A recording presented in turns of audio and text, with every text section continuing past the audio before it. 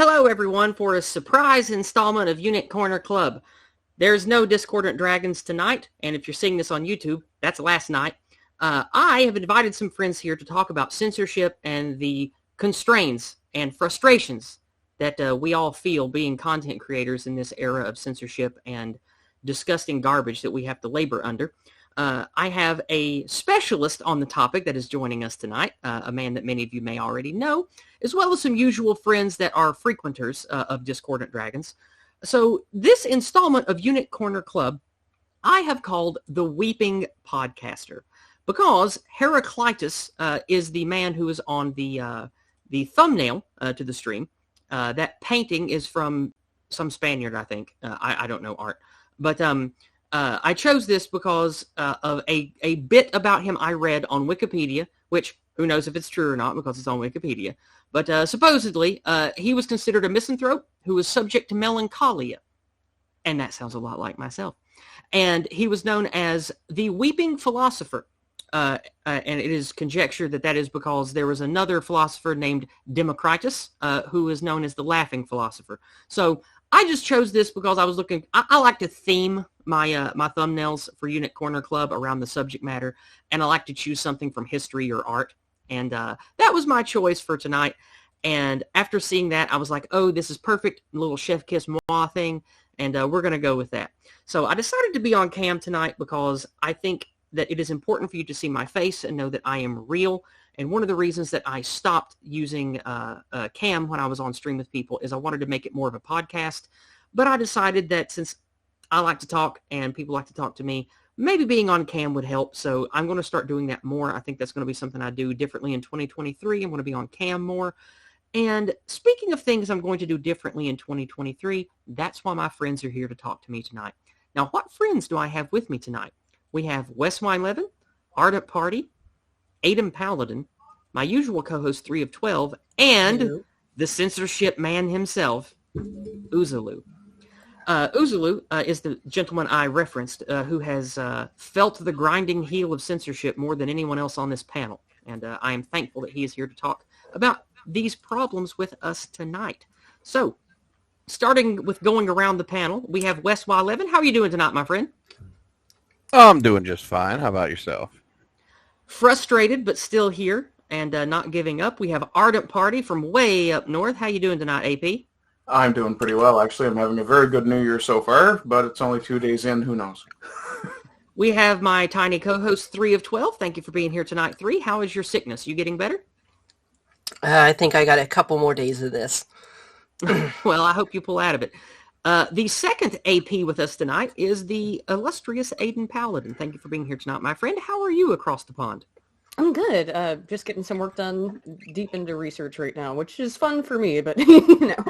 And I appreciate you taking time out of this video creation to visit with me tonight and help me with my problems. And speaking of problems, we have the man who has dealt with more YouTube problems and censorship than anyone I know personally, Uzulu. Thank you for being here tonight. How are you, my friend? Hello, I am today's specialist, or put differently, special. And always built special. Yeah, it's and 3's illness, man, that ain't something you get better from. Poor guy. No, it's not. It really isn't. Retarded once, retarded forever. Oh, Now, that too, yeah. No, of course, don't forget that one. Now, before we get started in all of this, I would like to let everyone know I appreciate your dollars, and you can give me your dollars in multiple ways. You can do so on Entropy, which is what I prefer, even though it is telling me it is difficult to start the stream. I've clicked it 6 times. Entropy is clearly having problems. Okay, it's finally live.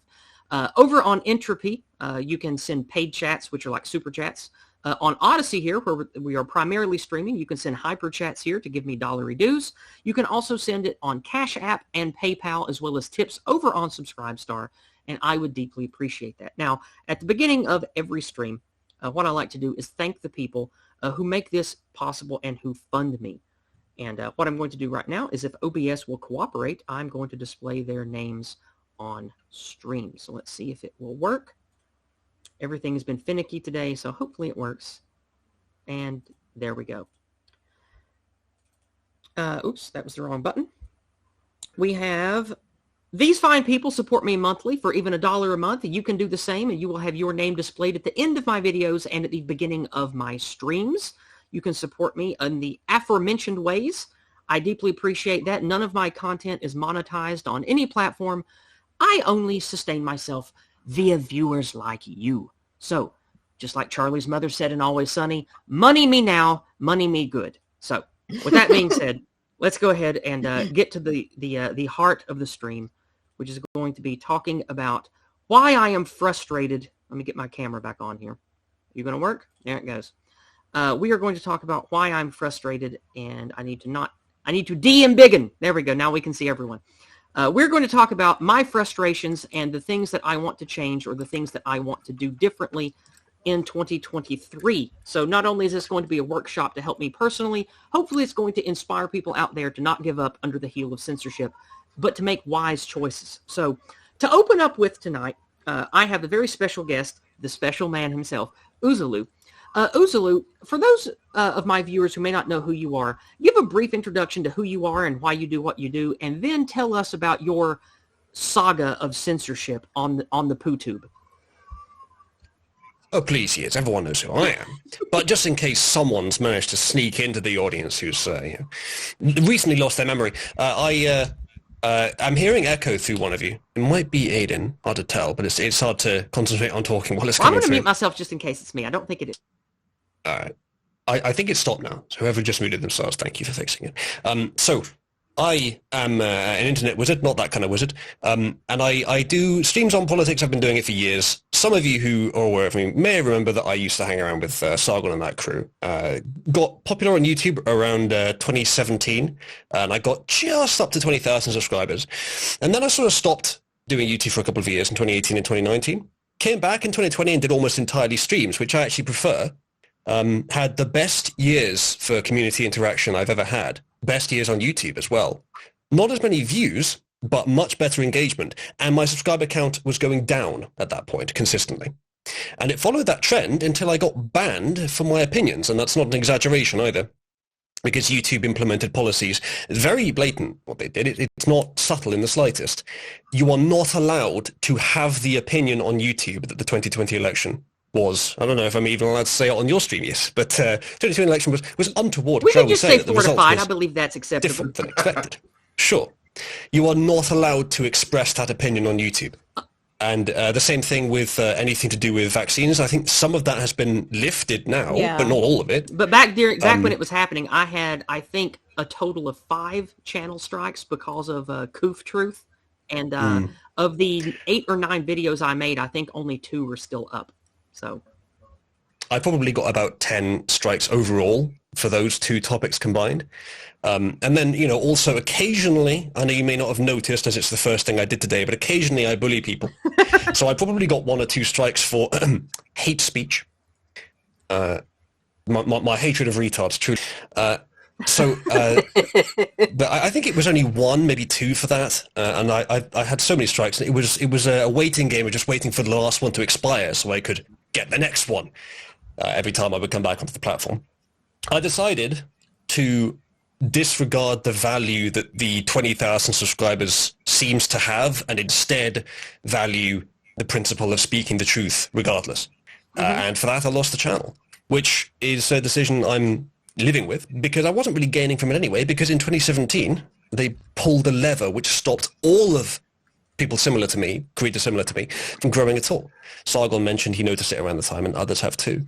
Our numbers in terms of growth just stopped dead, all of them at the same time. And I have almost no organic channel growth. I'm only at 3.77K subs, not even 4,000 yet, and I've been doing this for almost 5 years, I think, 4 years, between 4 and 5 years. And the only time that it seems like my sub count goes up is when I have a video that I purposefully go out and circulate, or I have stream spots with other content creators outside of my usual spheres and attract new subscribers. That seems to be the only time that my sub count has ever gone up the entire 4 or 5 years I've been using YouTube. Yeah. It shows you how powerful the so-called algorithm is. I'm still hearing myself through one of you, by the way. How powerful the so-called algorithm is for spreading your content. Most people who browse and use YouTube probably just go onto the homepage, the home feed, and click on a video that looks interesting. Years ago, I used to just use the subscriber feed, and it was much more pure experience, but there's a less opportunity to discover new things. And that's my point. Most of us who have found new channels in the last year will have found them through that home feed. And that is where our kind of content is no longer being organically promoted for the last Correct. 5 years. And that's how the only growth we get is directly.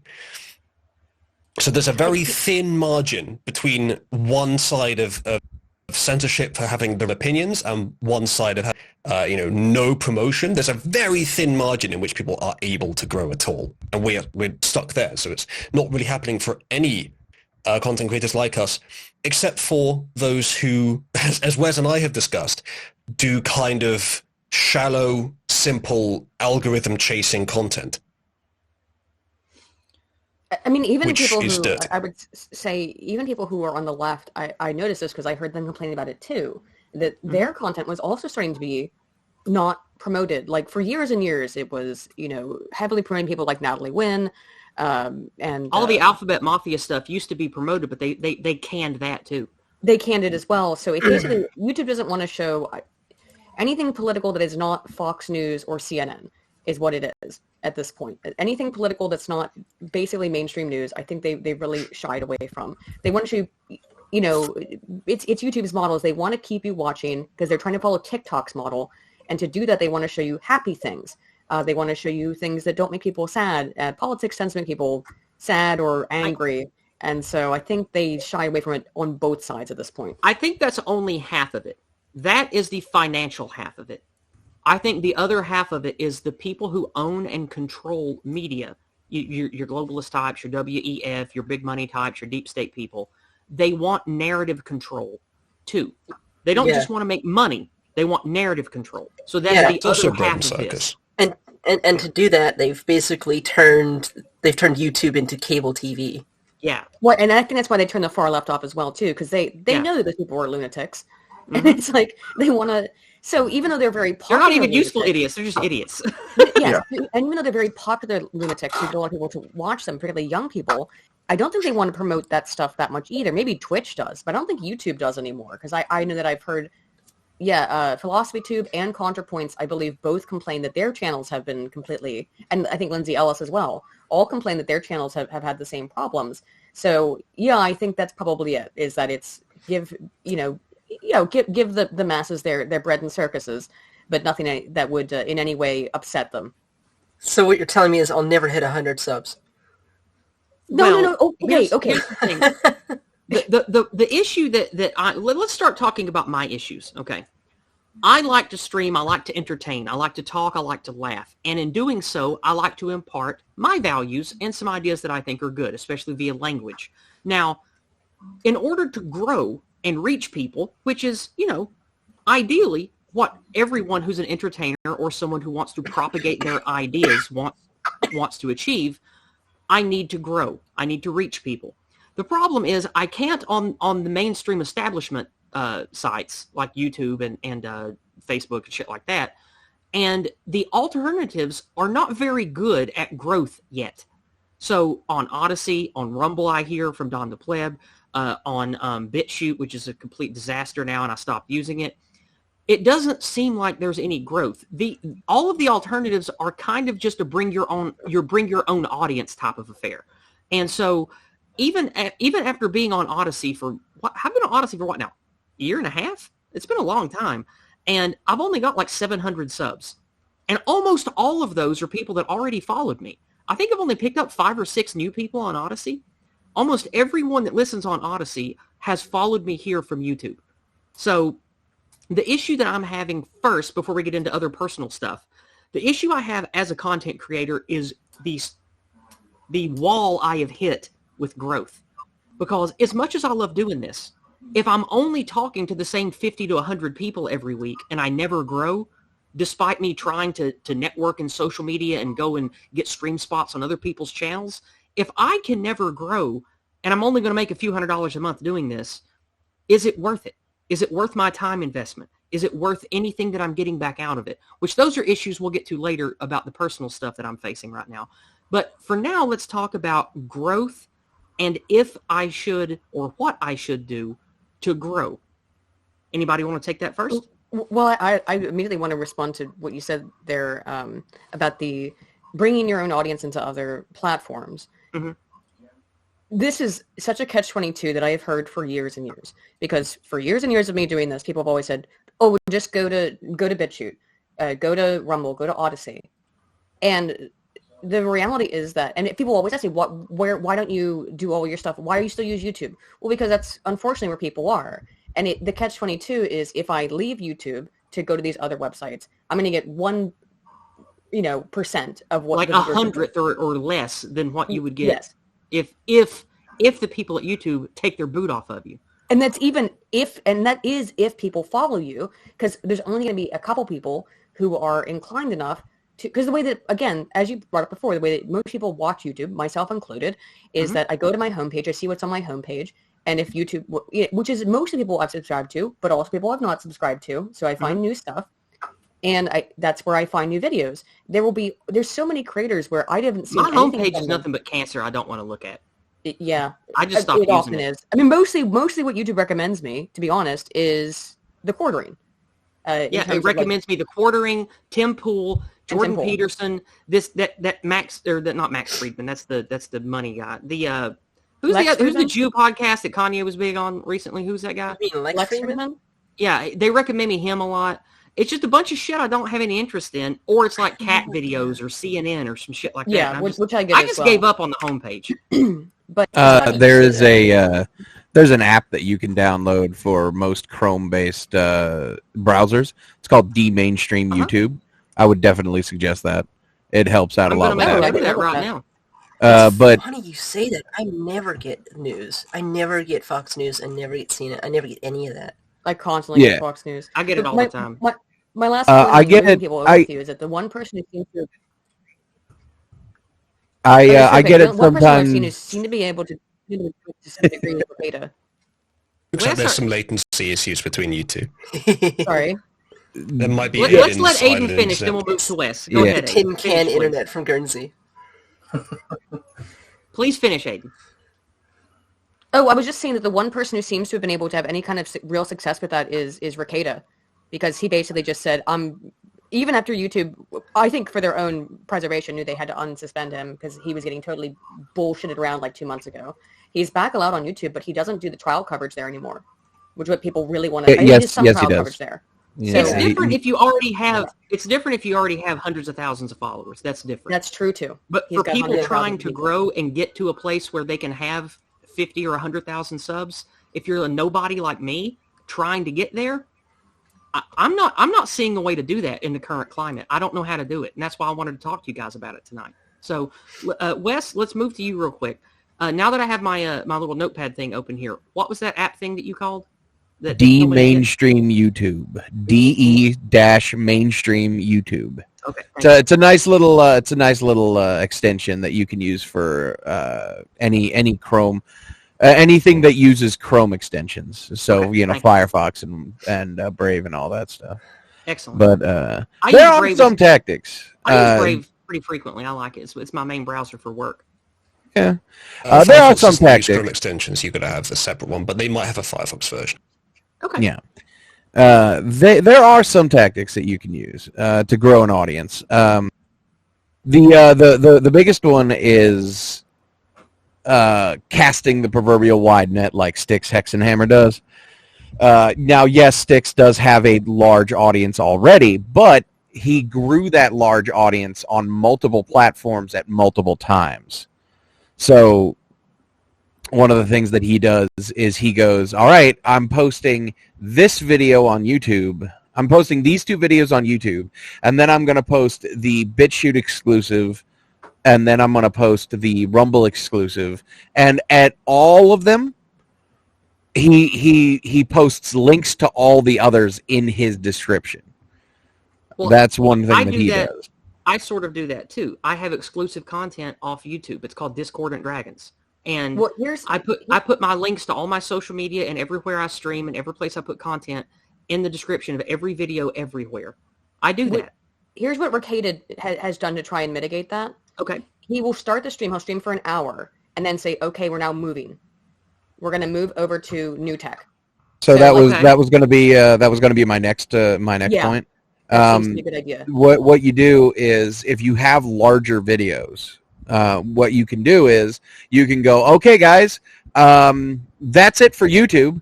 If you guys want to see the rest of this video, check the links down below, and you could go and you can go subscribe to my Rumble, my BitChute, etc., etc.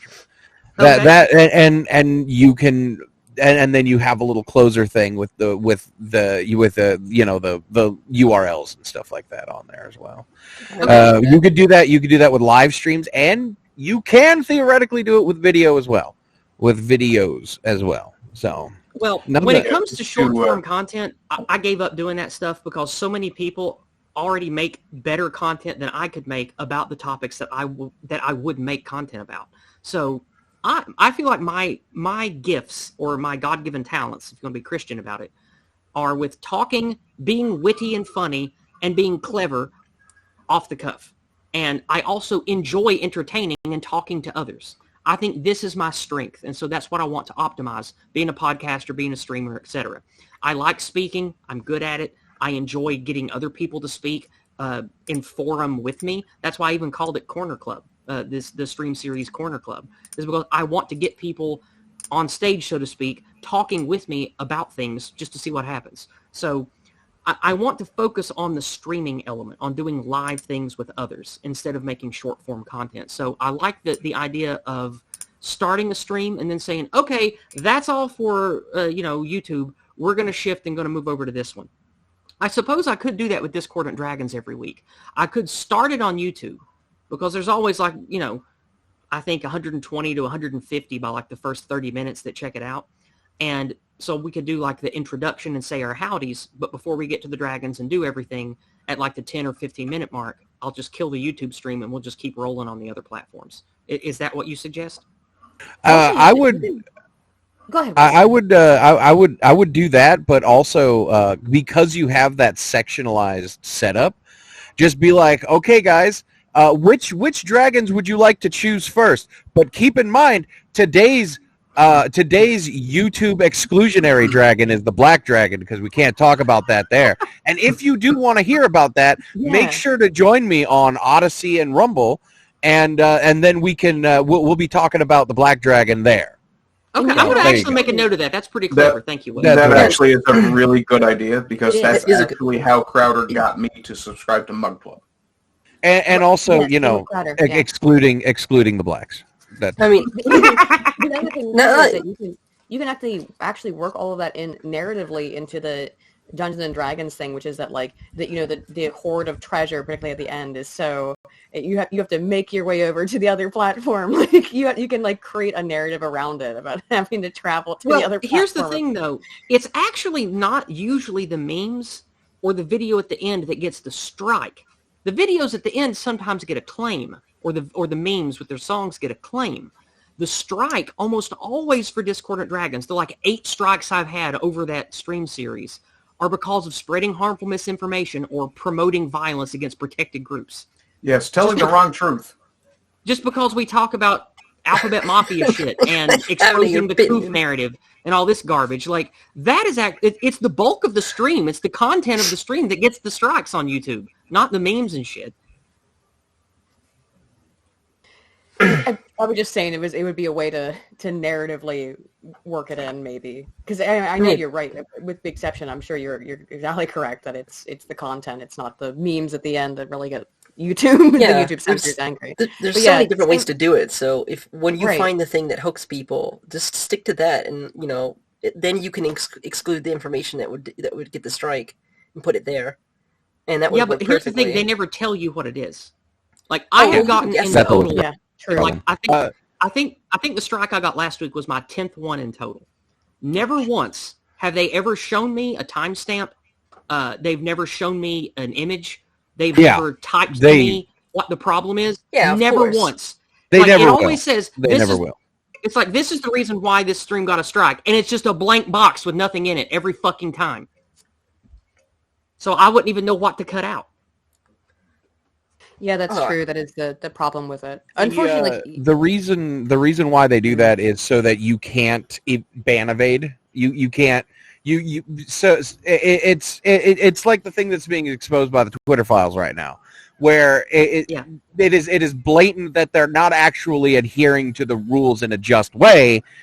You are on the list of people that they want to eventually get rid of, so they are just going through the process to make it seem legitimate, type of thing.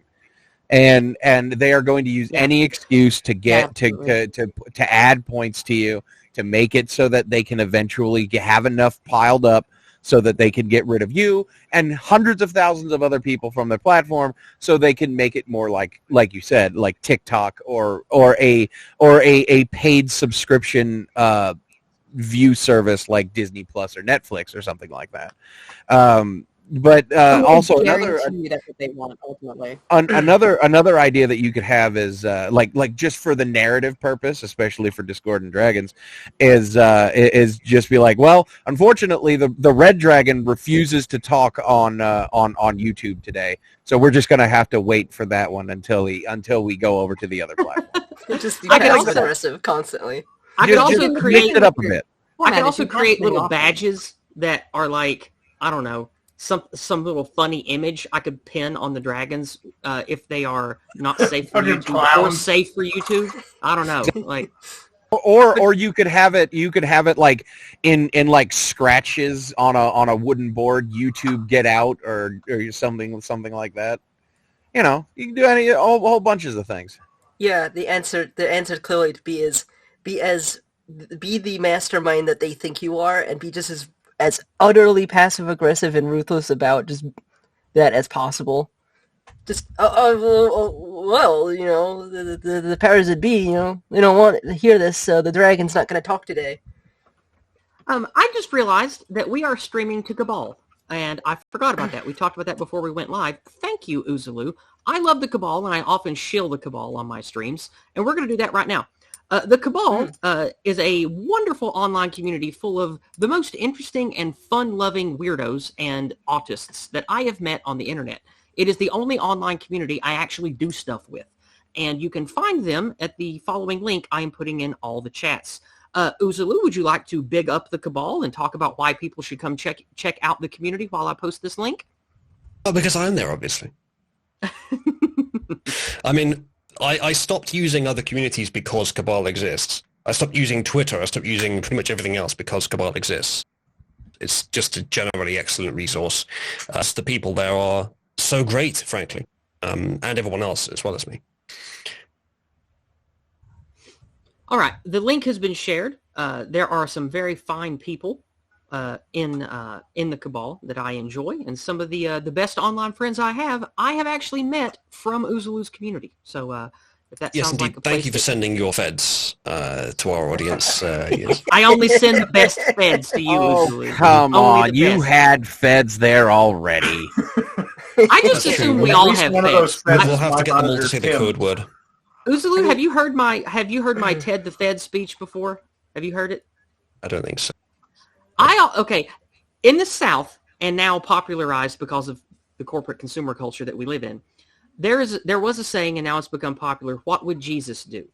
And that was something I was told as a child. Always pretend that Jesus is with you and don't do anything that would make God sad. I pretend Ted the Fed is always with me. He's a little Fed that rides on my shoulder like a little guardian angel. And I just always assume everything I do, there are feds looking at. Everything I say on the phone, privately, no matter where I am, no matter what I'm doing online, I always assume there's a Fed listening and watching everything I do.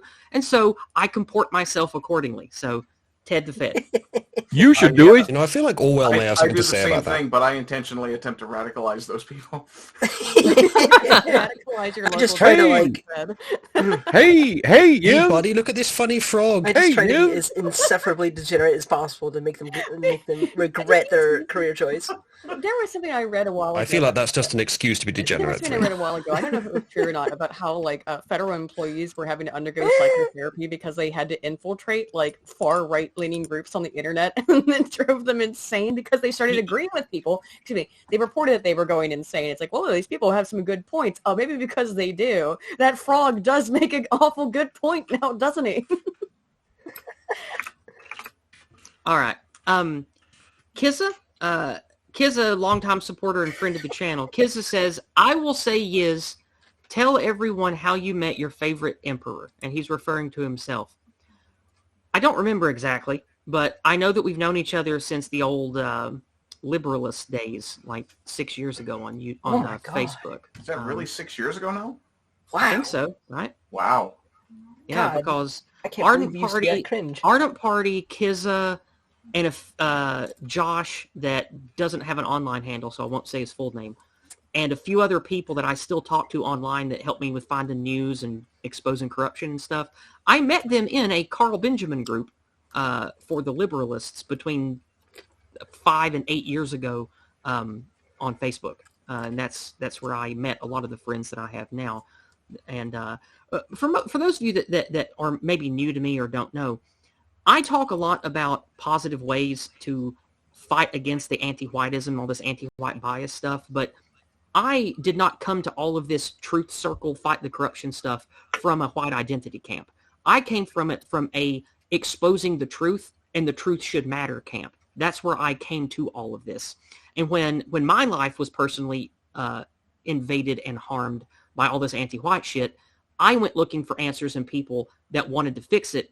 And I kept finding stupid Hitler cultists. I found Richard Spencer in the alt-right. I found neo-fascist morons. I could find almost no one. Speaking of feds. Yeah, exactly. I could find almost no one who was respectable or intelligent or who I thought was moral that was talking about anything having to do with white identity or how we can stop this anti-white shit. And so that's why I took up the torch, because I was like, well, there needs to be a sensible voice that doesn't sound like a moron or a villain in a cartoon talking about white people's needs and what's being done to us. So that's what led me to talking about all the white stuff all the time. Because I care most about stopping corruption and restoring some kind of moral order to society. I care about that deeply.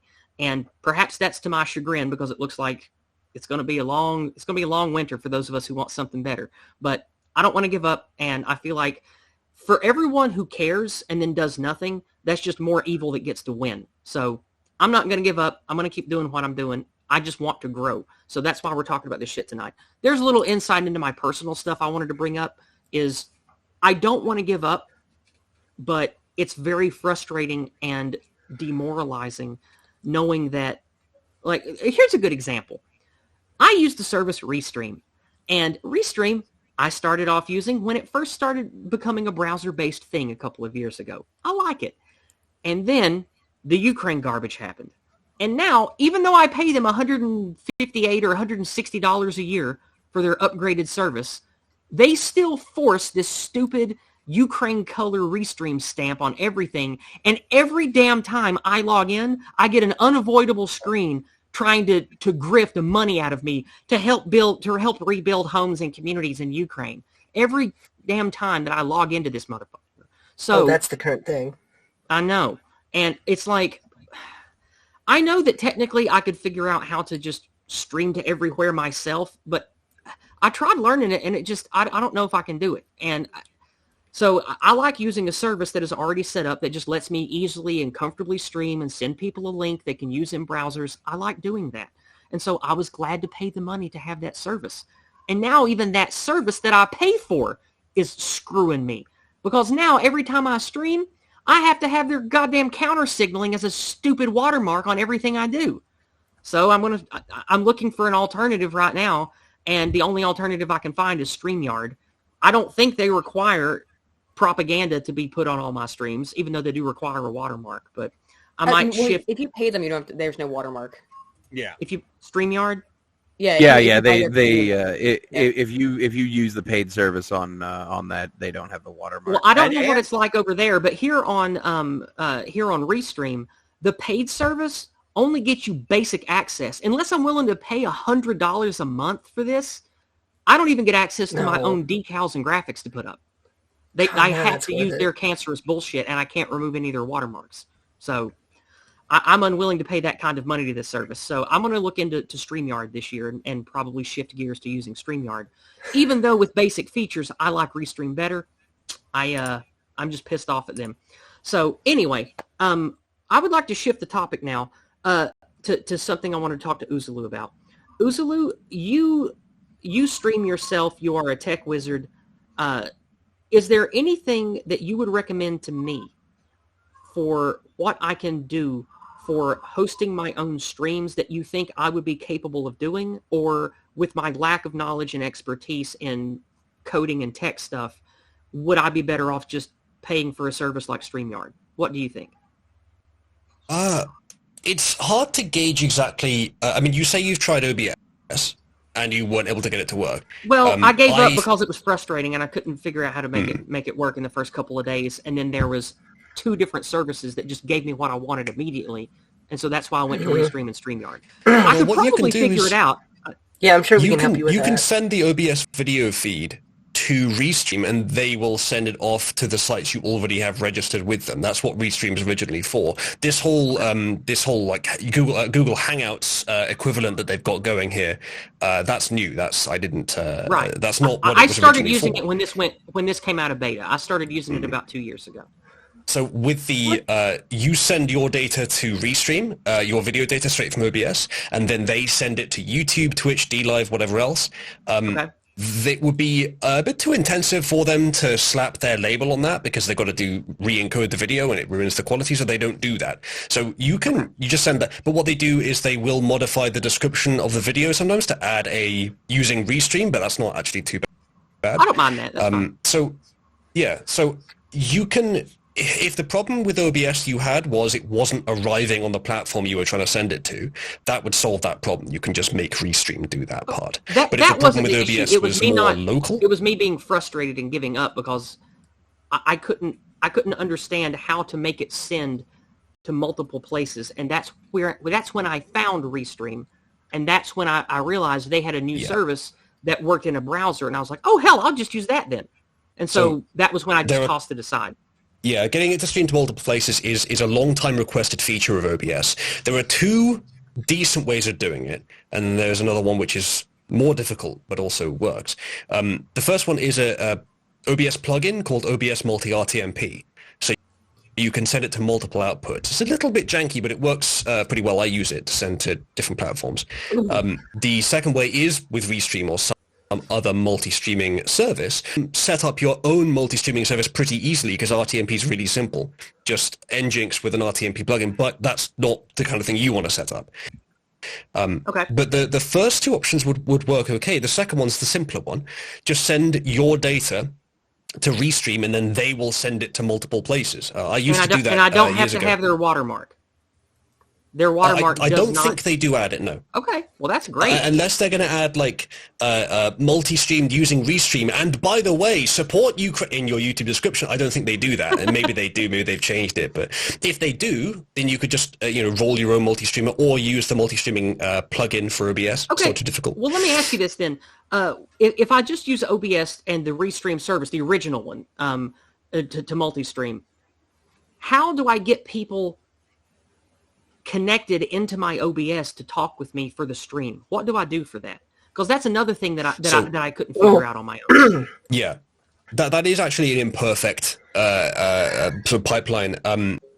I use Discord, but if I wanted to get on a guest who was not already sort of integrated into Discord, it would be a bit awkward. I'd have to use something else. So I've set up tech, which I haven't actually set up completely, but I've set up the beginnings of it to allow me to interplex 2 calls together. So I could have myself logged into StreamYard and logged into Discord, and I could interplex the people talking into StreamYard into Discord and back again through myself, as I do with the audience heckling. But that's not a solution that everyone wants to set up. So what you could do is you could use StreamYard and record the StreamYard output into OBS. It would be imperfect. It wouldn't be quite as slick and easy as with Restream right now, but it would be not much more difficult. And once you got it set up, it wouldn't be much to remember. With OBS, you've just got to capture a window or a different source or a web source or something like that. Yeah, I like OBS. I want it to do things that I don't know if I can make it do, and I don't think that I can, because you said that you have to use something like Discord to get multiple people together talking and then have that as a single output, right? Well, yeah, you sort of have to use your imagination a little bit and just wherever you're having the conversation, set that up as a source in OBS. So you could, and all of that will just as easily as if I'm streaming alone. I like all the audio balancing and everything I would do in OBS would not be changed on the output. You'd probably have to do the auto balancing in that case via Discord, but yeah. Okay. I mean, yeah, it would work just like desktop audio. Yeah. Okay. Yeah. All right. The way that we're recommending that you do it would be the normal standard way, the way that it's just direct data to video to internet. What you're doing with Restream is they do a bunch of that stuff for you and hide what they're doing, but it's the same process. It's exactly the same process. Yeah, you would not believe the sort of things that YouTubers have been doing in the last 10 years in order to make their sort of conversations work in a stream. Okay. Like they'll like snip out the camera out of another application using OBS and like paste it in there. Because I know you can do that, awkward because stuff you I can build do. stream elements and I'm used to swapping them around and stuff live on stream for Discordant Dragons. It's not hard. Like OBS has a pretty decent interface. I don't like the new one it's with not hard. the last update, but whatever. But I did, along what Free is saying, I did once create a browser source in OBS which used a stream room on the back end. All I had to do was interact with the browser source, click one thing, and it would open the StreamYard room as a browser source with CSS edits to make it transparent background. Yep. So that kind of thing. If you wanted to put in the effort, that would be fine. But you don't have to. You can just do a window capture or something, and it'll be fine. Much more customizable. You won't have the blue and yellow restream nonsense. Okay. Of course, you could, if you want to do the other way, you could get the restream stream, put that onto like an unlisted YouTube stream, get that with YouTube DLP, stream that back into FFmpeg or Nginx or something, modify that, resend that block out out to the YouTube.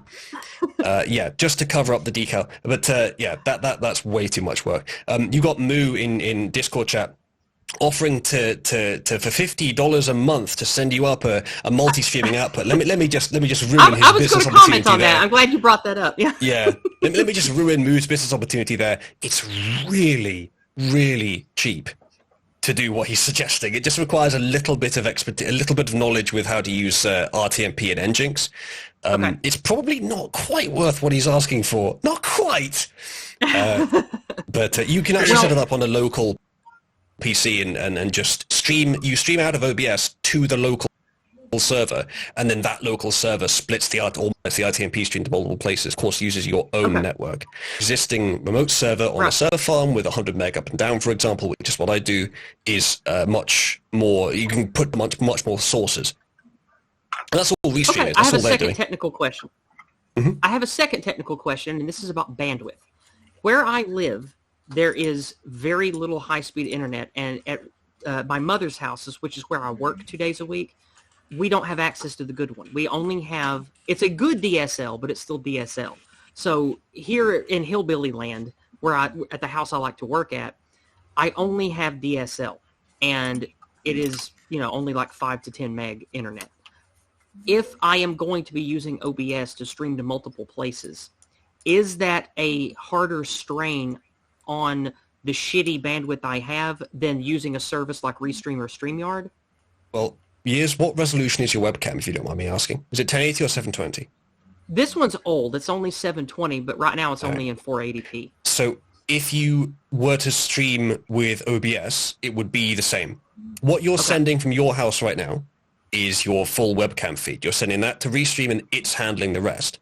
The only difference would be that your webcam goes into OBS and you do a bunch of local processing to add other stuff to the scene, but then you still send out a video feed that can be the same size as your webcam feed you're sending out right now to a single source, and then that source splits it to multiple places once it gets there.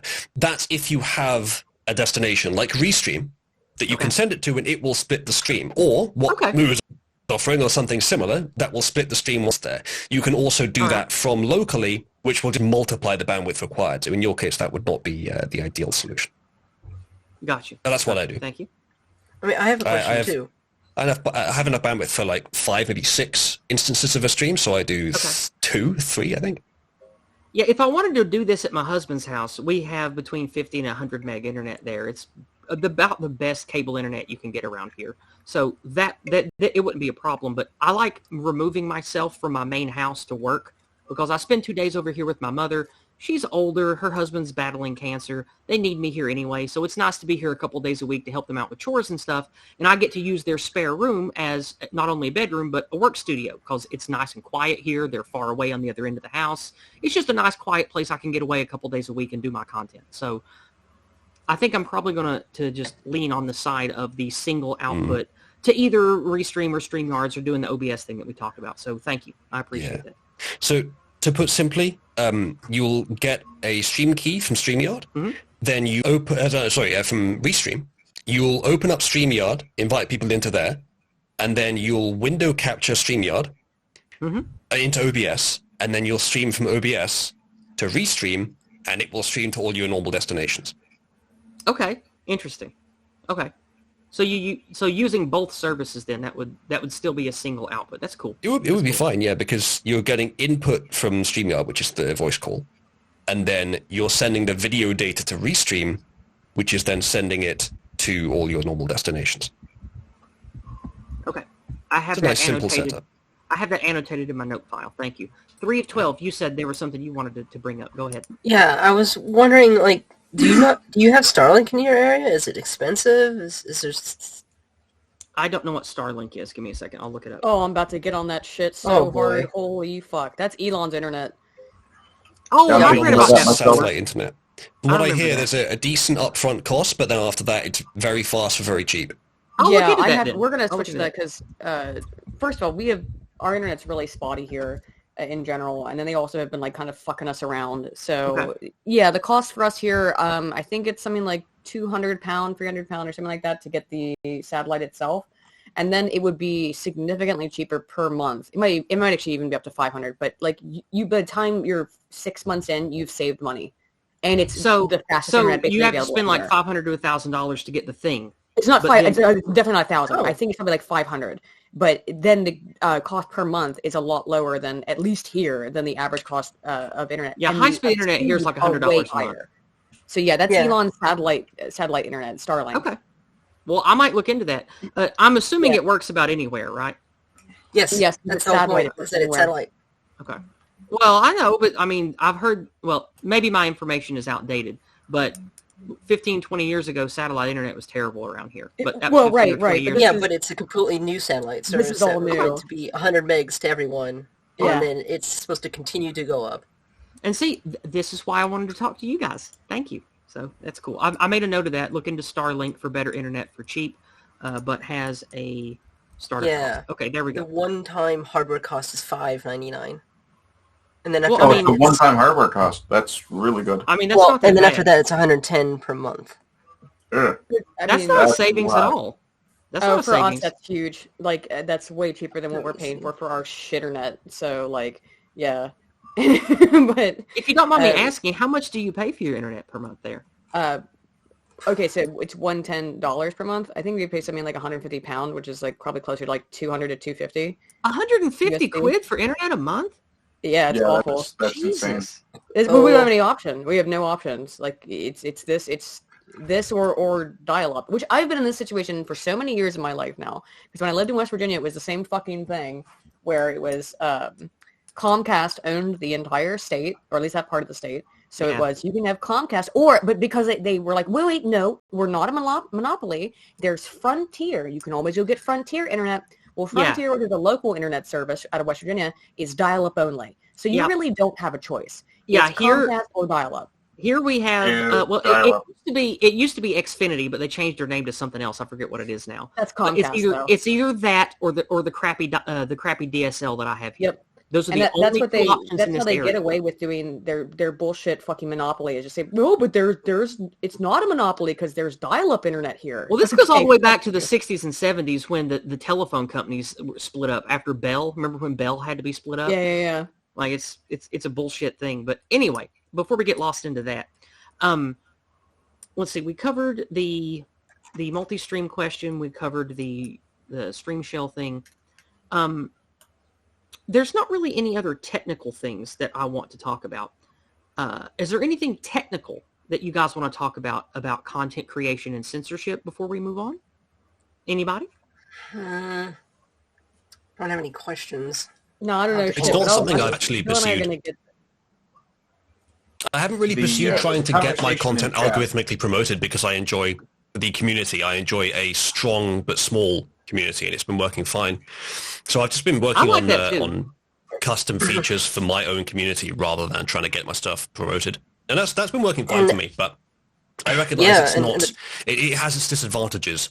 And if you want to get algorithmically promoted, there are some technical things that you can do to help. But I think mostly the message that we're getting is don't be political. As I did mention, not even leftist, although I don't think that's anywhere near as suppressed. No. But if you want to do content, and this is something Wes and I were talking about recently, actually, and have been talking about on and off for a long time, find some content that you can do that's entertaining on its own, and it's you doing it, so there's going to be some implicit politics in there, and that's I think that's a smarter way to change culture anyway, is to be definitely. really I speak about that a lot. to be a vibrant, interesting, worthwhile on your own part of culture, and then to represent not being a total cuck whilst doing so. Yes. Of course, if you ever get too explicit with that, you get the PewDiePie treatment. Yeah. So one of the things. Go ahead, Wes. So one of the things that I threw an idea at Islu in the middle of a stream because I was like, because I was actually watching a quartering video and I was in the process of falling asleep because he's so slow and boring. No hatred, of course, no hatred. But like I was about to say the same thing. but like the thing is, it's people like that. They make 5-minute videos and 2.5 to 3 minutes of it are ads. It's either a sponsored ad or an ad for his own stuff. So it's like, what if, and then the actual content of the video is so milquetoast. It's so, and it's not just him. There's a bunch of people who do pop culture coverage right now where they're like, hey Yizz. You know that thing that's going on right now in pop culture? Not a fan. All right, guys, that's the video. I hope you guys enjoyed it. Make sure you like and subscribe and comment on the video, and make sure to visit the sponsor for this video. And it's like a 15-minute long video, and that's the actual content of the video. No. I don't do that. It's worse than that. It's even worse than that. He'll be like, the first minute or two will be like, man, guys are getting things are getting harder. Man, these leftists are just everywhere. That's what I mean. Was under attack. My channel's under attack. This is covered under self-promotion and stuff like that, where it's just like it is a 10-15 minute long video, but like, and how you do that is you satirize that. Where you come up, and Uzlu and I have started to come up with, well, not just Uzlu and I, all of Cabal have been giving ideas for fictional stuff that we can make ads for, and they are. Oh my god! They are. Funny. Like John D on Unpopular Opinions. So like I love John like. D. Cabal brand salt, mined from the Cabal finest brand salt. Mined from the finest sources of the finest salt mines in Cabal. Things like and like Cabal brand pantyhose and Cabal, like just random shit, and we just come up with ads for it on the fly, and then Cabal brand talcum powder. It'll dye your crotch bright pink. Yeah, exactly. Yeah, and you talk for like a good 5 minutes about the Cabal brand talcum powder, and how it dries you in your nether regions like no other type, and then would the Cabal brand talcum powder be called Cabals? Unparalleled crotchular aridity.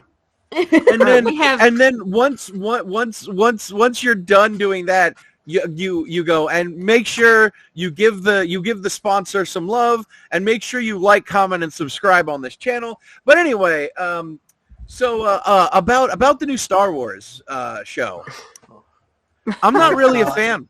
I'm not really a fan. We have some anyway. Everybody. We have some community engagement. Thanks for watching. We have some community Absolutely. engagement. Hit that subscribe button. Make it regret ever being born. Commit war crimes on the like button. Exactly. You satirize this gimmicky thing that's going on. And the thing is, a lot of people are making. Be sure to good quadruple money. boost that like button. Yeah, a lot of Deafen there your are a family bunch with of that people. bell.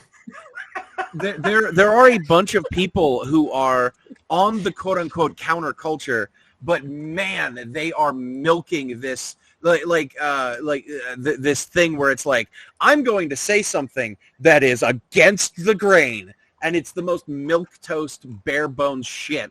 Like, I'm not necessarily a big fan of the new Star Wars series. It's like, wow, I don't like what the Rings of Power did to the Lord of the Rings. Well, Wes, I'm not God. going to do any of that. That is just that I beyond can't the pale. do that.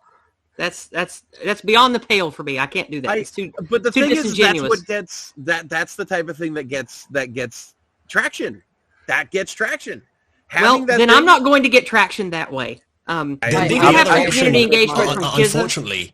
Unfortunately, we are left in the very unenviable position that possibly the only other option, other than making shallow, shitty content that will make us want to kill ourselves immediately, is to make very high-quality, non-political content and be exemplars implicitly. That's an option. That's an option. Some peak. Satirize get those it, peak scores though. up, bucko. But the thing is satirize it. That no one, as far as I know, I can't find anyone right now who's satirizing the people like Critical Drinker or Nerdrotic and people like that, who are basically making the driest, most milquetoast opinions, and they're getting hundreds of thousands of views for it, and they're getting sponsors left and right. You start satirizing that shit, and you know what? The best part is those types of guys won't get offended at it. They'll probably like it if they ever even see it. So that's the thing. You won't be offending anyone. You won't be pissing anyone off. That's why I kind of want to do it. Let's talk about that in a minute. I need to read something. We have some community engagement from Kizza on Cash App. He sends for 10 British pounds. Thank you so much, my friend. He says, here's for a fresh start to 2023, dear. Thank you very much. I do appreciate that, Kizza. Always appreciate your help in circulating the channel and my content, and for your money. Thank you very much. I appreciate that. All right. I'm going to check the usual suspects here, see if we have any other community engagement. I'm going to refresh PayPal and check old Subscribe Star.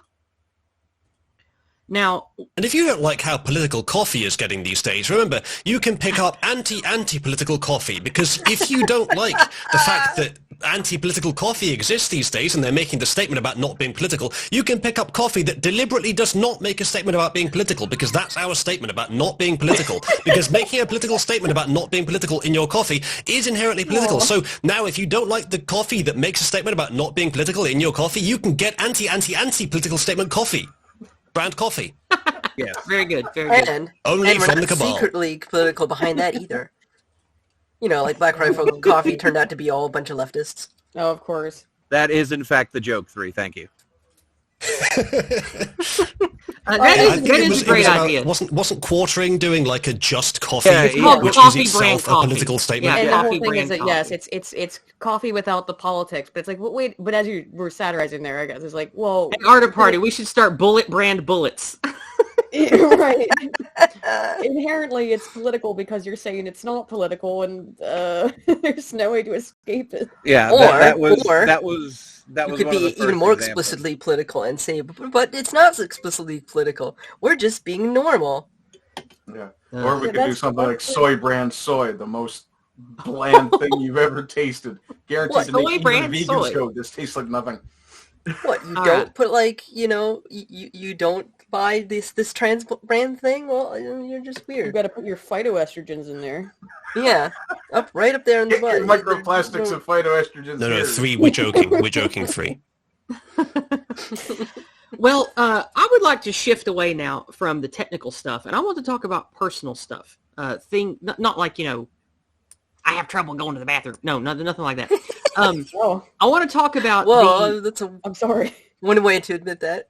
I don't have trouble going to the bathroom. I was making an old person joke because I'm getting old. But anyway, I wanted to talk about the things that I personally struggle with as a content creator. To be a content creator of the vein of the things that we're all involved in, right? Whether it's stopping the anti-white stuff, whether it's talking about coof truth, whether it's talking about evils of the government and the media and that kind of thing, it requires a heavy tax on me. my mind, even when I completely am unplugged, because I unplug from the internet 3 to 4 days a week, my mind doesn't. I am always thinking about narratives and spin and media and corporations and government and all this evil shit all the time. And it plagues me. It burdens me. I got a solution for that. I don't know if anyone wants to hear it, but I want to hear all of your things. Oh, just find Jesus, because that really worked for me. That used to happen to me all the time, and then I just became, then I found Christ, and I don't feel that way anymore. I pray and read this Bible every fucking day, okay? It don't help. Really? No, it doesn't help. I don't know. I mean, we might have different brains, but... Yeah, that's probably it. Well, obviously, but I used to feel that way all the time. It was constant. And also, I don't genuinely believe. Maybe you do. Maybe that's I do. I think I can't just magically take a belief pill and believe in God. Like I can't do that. I'm not wired that way. I just can't. The problem, right? You can't just take the belief pill. So but it's like every conversation. There isn't a single piece of data that are convincing. Oh no! I don't feel nervous anymore. Well, I still feel nervous, but not as much. You go there and start talking about data in the wrong. Aiden, whenever I talk about how data is and one piece of data are, just talk to Jesus. He'll fix it. Look, I don't want to segue into the whole belief thing. Hey, I don't want to segue into the work. I don't want to segue into something like that. So let's just leave that alone for right now. But I want to talk to you guys. How do you? This is a question to all of you, specifically to Aiden and Uzulu, because you've been doing this a long time. This is your career. How do you mentally step away from work? It's very hard for me to do, and it's changed my life for the negative. Because I see spin and propaganda and lies and its effect on everyone in my life every second of the day. And it's just, the last 3 or 4 years, it's gotten to where it's all consuming and I can't really enjoy anything. I don't enjoy stuff that I used to with my husband. I don't enjoy stuff with our friends I used to enjoy. I don't like TV. I don't like music because my mind just, it can't turn off seeing the anti-whiteism or seeing the anti-male hatred or seeing the spin or the propaganda or the lies of the establishment. I see it in everything. And I don't know how to stop doing that so I can enjoy anything else in life. How do you guys do that? I wasn't joking with my response. I know if you pray the Bible every day, but there's no way I can help you with it. It's everyone. You got to find. You have to find your own. Let us speak then, Aiden. No, you don't have a solution, then why? Listen. Other delusional coping mechanisms are available, and I would like to end. Yes, indeed. Creative positivity. I'm not even going to pretend mine are delusional. Don't even create something that has that is like critical or that talks about negative things like we do. That, of course, but overwhelmingly positive. Anything much, but creativity. If you can find a creative outlet that is meaningful to you, even if it doesn't make you any money, then try pursuing that. Yeah, it has to especially be if it has benefits along the same lines as what you're doing now. If you can have that aid or augment your existing content, if you can add an implicit exemplar / political angle to it, that's fine. Fine too. Exactly what Wes and I were just talking about with our idea of doing this parody. It's one of many ideas we've had over the years of doing positive creative content, which would not be explicitly political, but could, by our presence in it, impose a sort of normalization of reasonable politics. I'm glad you brought that up because that's going to be the last thing on my list to talk about. Was a completely new arc for content creation for me, and that's going to come later. So creativity, having a creative outlet, even if it's not for money or channel stuff or whatever. You think that would help my mind be able to put work down more? In my I don't know about for you, Yizz, because I don't know anyone well enough to say for sure what would help in that regard. But what works for me is a really, really simple solution. That's just not having feelings.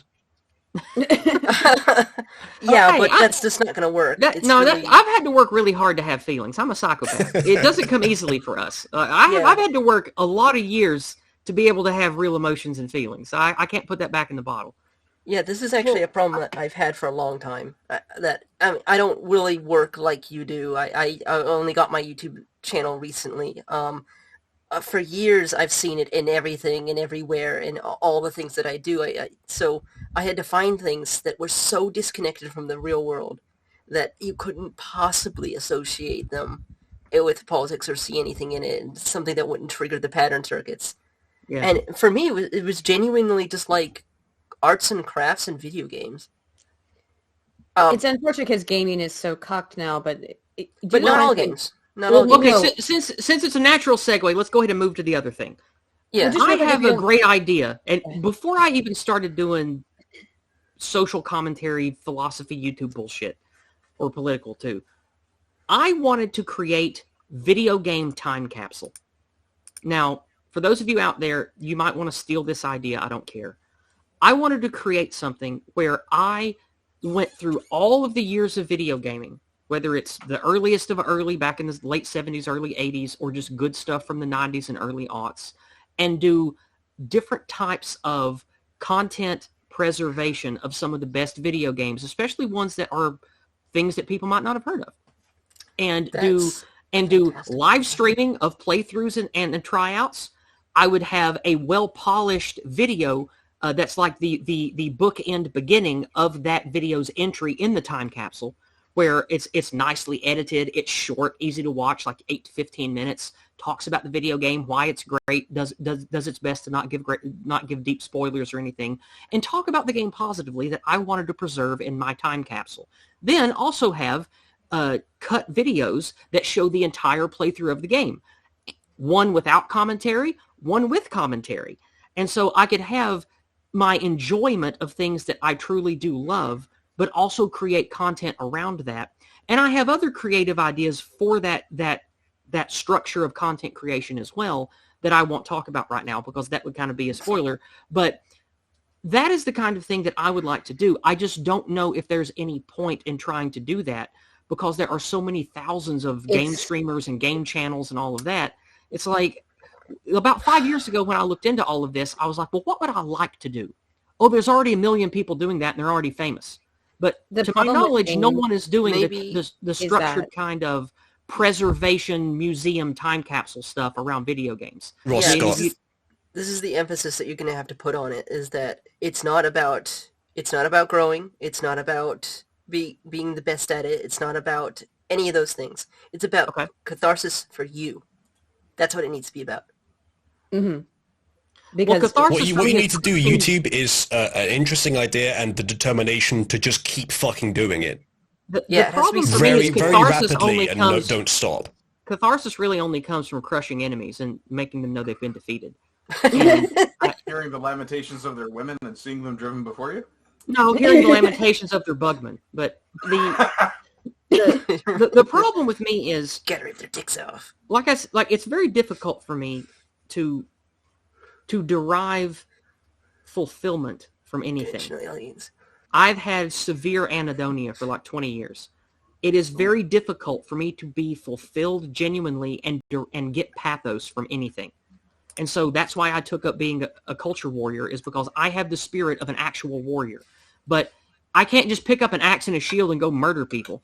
Like, that just doesn't work in the modern era. You just can't do that. Even if you had the will and the training to go fight and kill people, that doesn't actually achieve victory. Like, you can't go be a soldier or a warrior and achieve any cathartic victory or derive pathos from that in the era that we live in. It's just not possible. If there's enough of us. I don't even know about that. Like, with the way technology is, with the way the economy is all entangled across the world now. Okay, what 1,000 people can you go kill with an axe or shoot with a gun that would make things any different? Like, just think about it. So it's like, no, I'm serious. Answers, like, I've thought about this many times, and I don't see a way that even organized violence is going to get us out of this mess we're in. That's why I moved to the positivity, create culture angle. Because I think creating culture, like we talked about earlier, how being a right wing, I don't even consider myself left or right wing, but being someone that creates content with the messaging on the side that we're all on, you don't even have to make that political to be valuable to our side of things. You just have to be an exemplar of good quality content, and you speak the truth, and you care about genuine things that encase our values and our ideas. So I thought that maybe if I could create some kind of content that not only am I proud of, but is enjoyable for me to do, maybe I could shift the gears away from the kind of content I've been doing thus far to do something that would be more long-lasting and timeless. And that's how I had the idea for Video Game Time Capsule. So, and that actually sounds like a really good idea, because like if you look at what I do, I have two sort of genres of stream that I do. I have the commentary stuff that I do, the stuff where I join folks like you and folks like the Sultans and everybody else, and then my own stuff that I'm currently doing right now. But then I also have the shed stream stuff where I do woodworking. And one of the things I find with that is not only am I talking about what I'm doing as a craft, as a trade, but I'm also producing a physical product. And there's really no feeling quite like being able to look at a physical result of your labor at the end of the day and get that sort of fulfillment out of it. And I mean, you're talking about anhedonia. I've experienced that myself. I went through about 5-6-ish years of that because of a drug issue. And when it started to come back and I started to take joy in things again, it was really, really amazing how much I found joy just in picking up a pocket knife and making a shape in a piece of board that had been thrown away. So that's what led you to doing the carpentry stuff? Well, yeah, it was kind of a return to it, because I've been doing the woodworking stuff since I was a kid, and it was something that it just came to hand very easily for me. I meant why it's part of your channel, like why you show. Yeah. Okay, cool. Well, I think that... Oh, go ahead, Aiden, please. The anhedonia stuff, too, like... the same thing is that I find stuff that I like to do outside of YouTube. I'm obsessive with research. I read research for fun. So I have a very, I'm blessed in that way, in that what I enjoy doing is what I do as part of my channel. It can still be exhausting. So I do have ways out of it. And you have to find other hobbies. Like cooking for me is one of the things that I love to do, because when I'm cooking, my brain and body has to be totally in that. And I think any kind of hobby, like what Arden was saying with the woodworking stuff, when your mind and body are involved in something, or like I used to do cosplay. I made a costume for Halloween, but other than that, I haven't sewn anything in a long time. When your mind and body are involved in some hobby, I think those are the ones that really help get you away from stressors and things. So I would suggest any kind of hobby that's involving not just your brain, but also your body. That would just be my suggestion. Well, okay. I mean, I try creative pursuits. Like, I still create D&D adventures for my husband and his friends. I still create, not worlds, but like setting ideas. I write those up. I'm a very creative-minded person, but even when I'm sitting there doing that alone, not listening to any podcasts, not doing anything but that, I can't stop thinking about the culture war and what's being done to us, and I should be doing something to stop it. I'm just completely obsessed with this shit. And I know that's not healthy, but I don't know how else to be. It's sort of like, and this is why the stupid take the red pill matrix bullshit hits me so hard, is it's like, I see things differently now, and I can't turn it off. And it's... Yeah, we all sympathize. We're all like that, too. We all see it. Well, how do you deal? Like I said, to find something that... Find cooking, something else to sewing, do. crafts, those seem to me to be the ones that work the best. I love to also just take a physical book. I think even just having a book physically, having a highlighter with me, even if it's in a political book, and I'm just sitting there, I'm reading it, I have a highlighter, then I'm totally invested in reading the book, way more so than when I'm reading it over the computer. When I'm disconnected from a computer screen and I'm doing something physically, even if it's reading a political book, it's a totally different mindset. Oh yeah, I agree entirely. This is definitely one of the things that works.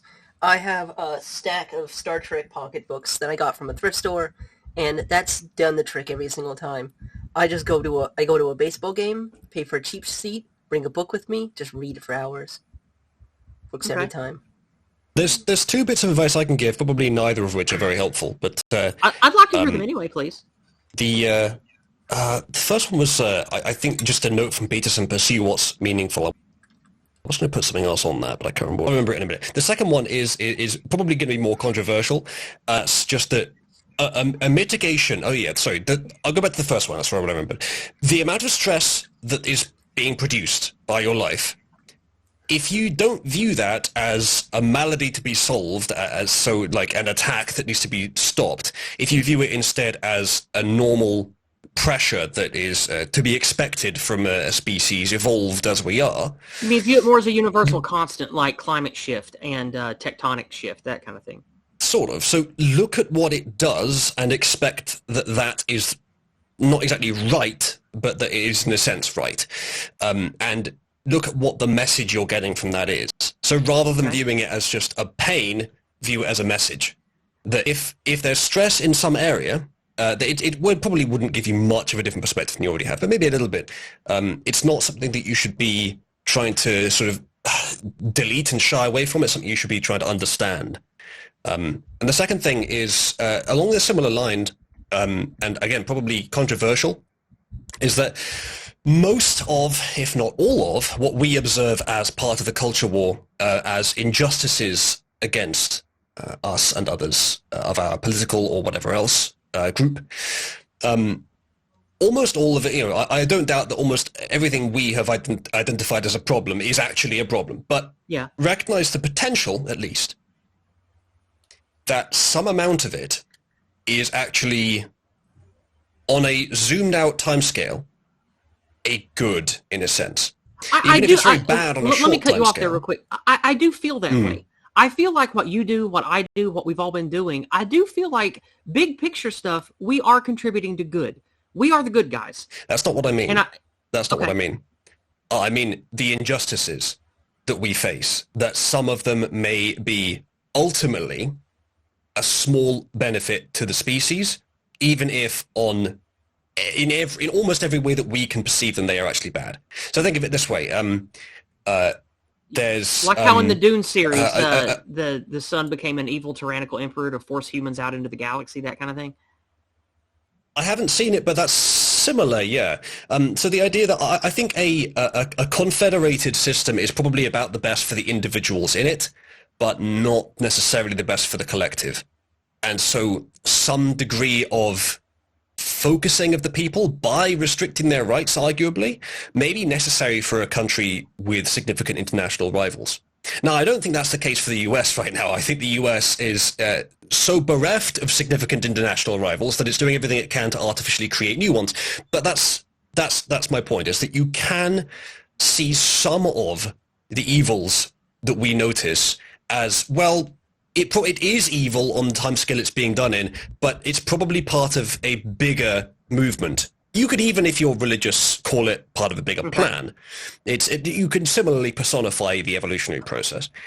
And the only way that I would summarize all this is to say that a bit of humility might actually help you have less stress. I don't think I can do that. I'm just being honest with you. I'm not humble. Like that's very difficult for me, because even from a small child, I've always been smarter and better than other people at almost everything. And it's humility and being humble is very difficult for me. It's almost an alien concept in my mind. Yeah, it's a wise strategy for the species to have people who are radically obsessed with a particular point of view and don't shy away from it to any extent. Individual, if you do that, you're not doing yourselves any favors. It's much like if you have a large group of people who are obsessed with an idea that's wrong. They essentially form an influence block. But individually, they make no fucking sense. Individually, their internal voice is saying things that make no sense out of context. But as a group, they are an influence block. And so I refer to the Alphabet people like Mafia, that. for example, them. I refer to people like that as agents of influence. And if we want to be agents of truth, which is the alternative, we have to do that process internally. The process that they are mere units of, we have to contain that entire process with both sides of the argument internally as individuals, because we are smart enough to do that. In so doing, you can have the humility to recognize that you aren't necessarily right about everything, even if all the evidence you have seen points towards that thing.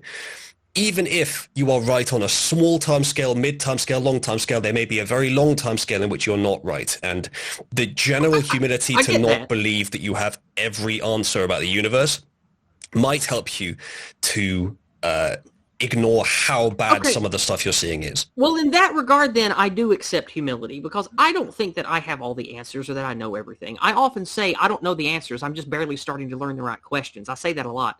But when it comes to I thought you were going a different direction with that when I answered what I did earlier. I see what you're saying now. I get it. Thank you. I'll dwell on that. I re-listen to most of my streams while I'm like doing exercise or cleaning house or whatever. So I'll listen to this again and I'll absorb it and think on it more. Thank you. I appreciate that. Yeah, just on the one final thing I would say to explain that is that the ways that our society operates probably make it more powerful than if it were operating a different way, for better or for worse. And again, it doesn't necessarily need to be right now, and it's there's too much, but it's not like there aren't upsides to the individually horrendous way our society functions now. It's just that they are distant from us and probably not worth it. All right. One thing I did want to mention as well. On the your mic's good again, by the way. Your mic is good again. Go ahead. Okay. One of the things I wanted to say about the issue of humility, when I was a kid, I was the smart kid. I was the strong kid. I was essentially the same sort of, in the same sort of position. To me, humility is understanding your limitations, the same as was just pointed out. But there's also never, ever engage in false humility. I never did that. And I never developed that ability to somehow kind of shrink into myself sort of thing. And it served me well. Yes, it has caused people to occasionally think I'm arrogant, but then they actually speak to me and they realize, no, he's not arrogant. He's just confident. Gotcha. Yeah. So to me, like the idea of false humility is just a lie, and I don't tell lies. Okay. All right. Then let me talk to you guys about the people in your lives. One of the issues that I struggle with being a content creator is the people in my life, my family, my friends, they're not like, despicable leftists or alphabet mafia people, nothing like that. But the people around here in my life are either non-religious. They're not really passionate about atheism either. They're not like that. They're just not religious people, like my husband and our friends. They're not religious people. My mother and all my family, most of them are extremely religious, and therefore they're very neocon, right-wing cluster, you know the type. So, but the thing is, none of them give a shit about any of the stuff that we talk about and care about. They just can't care. They don't. Like, I will tell them things, like, I don't even tell them things anymore because I gave up, but like, when I try to talk to them about any kind of issues that we talk about, tech censorship or what's going on with war stuff or deep state or anti-whiteism or any of this, they'll nod their head and agree. And it's not like they think I'm a crazy person for the stuff I talk about. They live in the same world we do, and they notice what's on the news. They just disconnect and don't care. And that flies all over me like you can't believe. I don't understand how people can know and then just not care. But that's my mother. That's her husband. That's my cousins. It's my friends, my husband. They just don't care. And I don't know how to do that. Like, I can't just say, okay, well, I know all this evil shit's going on. Click. I'm not going to do anything about it. I don't care. Like, how can I... And, okay, the problem I have there is it's alienating me from them the way that my mind works. Because I can't leave any of this alone, and I want everyone else to care or do something positive to try to fix this stuff. I don't expect everybody to be an activist or anything like that. I just want them to care enough to do something different than what they've always done. Build a business, start something. Like, I have talked to everyone around here I know, cousins, friends of friends, about starting a business, starting a co-op, starting a trading post, starting a little grow farm, making a little chicken coop. No one is interested in doing anything besides going to work, playing games, talking about religion, going to church, and talking about sport ball. No one gives a shit about anything else, and I can't get them to. And it's like I'm becoming alienated from everyone that is normal. And I don't know how to fix that. So how do you guys deal with that, or do you even have that problem? I've got the same thing. I tend to think that there's some psychological thing where you have essentially something similar to the hierarchy of needs, where you have a priority of concerns. And if you have a family, or if you're worried about finances, things like that, I think maybe, I don't know, I'm just theorizing, that at a certain point, those concerns kind of your level of just to say it in a slightly more vulgar way, the level of give a fuck you have to spare kind of gets limited. Aiden needs to go. She's got things to do, so we're going to tell her well, goodbye. Bill's going to sleep, so I'm headed to bed as well. That's great. I hope you get some great rest, and good luck with your research and all that you have to do for your next upcoming video. I'll definitely be there for the premiere. Thanks for having me on, and I hope you figure out something that works. Let me know. Thank you. I will, and we'll talk soon. I'll see you on the next Discordant Dragons at some point. Gonna see y'all. Bye-bye. Good night. All right, back to what you were saying, Ardent, please. Yeah, I was just talking about how there's I'm just theorizing from my fairly limited psychological understanding, because I did a couple of very low-level psychology courses in college, which probably makes me more dangerous than anything else. But the sense I have is that there's a degree of concern that you can have about things, and then once you hit your limit, whether that's the same for everyone or not, then other issues that come to your attention simply can't compete for the concerns because you already have these other priorities. Whether that's actually the way it is or not, I don't know. But I do run into the same sort of issue with some of my family members, some of my friends, where I'll bring up something like Davos, for example, just to use a word that'll create a bunch of connotations in everybody's And like head. how half the elected officials are in the pocket of the WEF now in Canada. It's more than half, but... Well, whatever, you know what I mean. Like, yeah, that or kind of thing. Yeah, or something, for example, like MAID now being the 6th leading cause of death in Canada. I didn't know that. Yeah. I heard it was even worse than that. I heard that it's since last year it's actually updated to the 1st. Oof. I know it was 31,000 people died from it in 2021, so I don't know. Yeah, that's correct. Very well may be a leading cause, yeah. But, I mean, bringing up these issues to people, they go, well, you know, it really doesn't have any bearing on me because it would never be something I would be concerned with. And I think part of it is, for me, where I've had times where I've had the same sort of attitude, like, well, that'll never affect me, and then it does. That's one of the things that kind of gets to me, too, is, okay, you know, you don't think this is going to be an issue for you, but you should still be concerned about it because it could be. And take the gun control thing here in Canada now. Mm-hmm. Only now, when the government is restricting your right to hunting weapons, are people really getting outraged. And even at that level, they're not getting outraged enough, in my opinion. Okay. And the outrage should have happened when it was sporting items, when it was just competition pistols, for example. Okay, well... Like I say, I think there's only so much concern that a person can have for any number of issues. I hear you, and I understand that, and I already knew that. But my question is, how do you deal with that and actually have any fulfillment with other people who are like that? Oh, I talk to people like you. Okay. Yeah, well, that's what I've done too. That's one of the only reasons that I have no more friends because of it. Form a secondary community of people that we don't get the option of, but my problem is having both cakes, as it were. We chose this life partly, and partly we are destined for this life because of the way we are. So anyone who is different from the norm is not going to find many friends in the norm. It's not going to find much fulfillment being part of the norm either. Most of the great minds in history were quite divergent, and most of the potentially great minds and people that are divergent by default are tested by the norm because most new ideas are bad.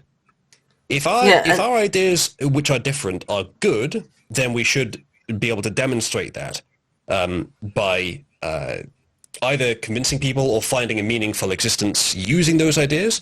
And I think most of us have. But any extent to which it's not working well is, you know, I'm not saying it's our fault, but ultimately it's something it's our cross to bear, something we have to deal with by finding methods to cope with it. Well, the problem that I have is when I unplug from the internet 3 or 4 days a week, and I create games for my husband and his friends, I enjoy watching the dumb, meaningless shit on YouTube or whatever that they want to watch. It's only a vestige of fulfillment. It's like a dream. It's like an echo of a life that I'm no longer a part of. And it's not fulfilling. It's not meaningful, even though they're the flesh and blood people that I've known for decades, and they are my life. But I'm always thinking of you guys. I'm thinking of things that are not part of my personal life. I think of the cabal. I think of the white well-being community. I think of all the great things and people that I've met at the different functions and the things that I've become a part of, like the Old Glory Club that's forming here in America, the shieldings events that get put on, my Mediterranean friend I talked to, a hunger merchant that comes on here. These people, I've met some of them in person, but most of you, I don't even know what you smell like. I don't know how tall you are. Some of you, I don't even know what you look like.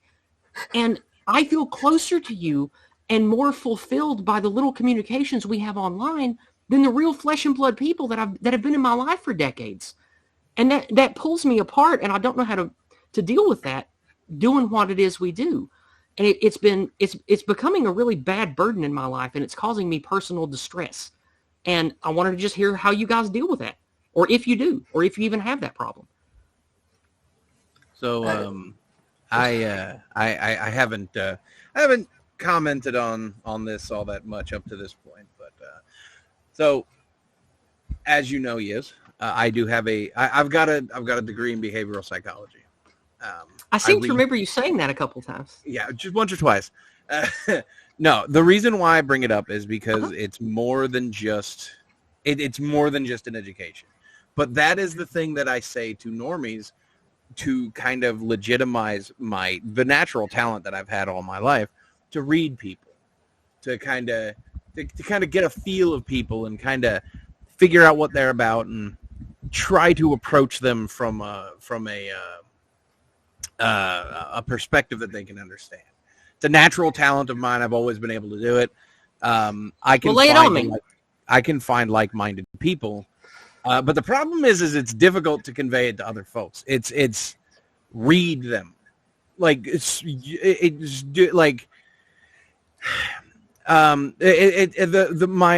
biggest advice I can give you is a 2-part answer. Okay, the first part and the hardest part is acknowledging the fact that you are never going to have that sense of comfortable self-satisfaction. You're never going to have it. You can have parts of it. You can have elements of it at times, but you're never going to have it. I don't have it. I used to have it. Yeah, and you used to, but that is, you know, the old saying, ignorance is bliss. Okay. Oh, I see what you're saying. Okay, please continue. Yeah, but that's what I'm saying. When you were happy, you weren't aware of a quarter of the shit that you're aware of now. That's the thing. I wouldn't say happy. I would say deriving fulfillment from the people in my life physically. Yeah, but I remember when I was like 10 or something, and I realized I didn't care about Christmas that year. Yeah. Yeah, I hear you. So go on, Wes. Enough with your Santa denialism. In this house, it's Christmas. You put on the fucking hat.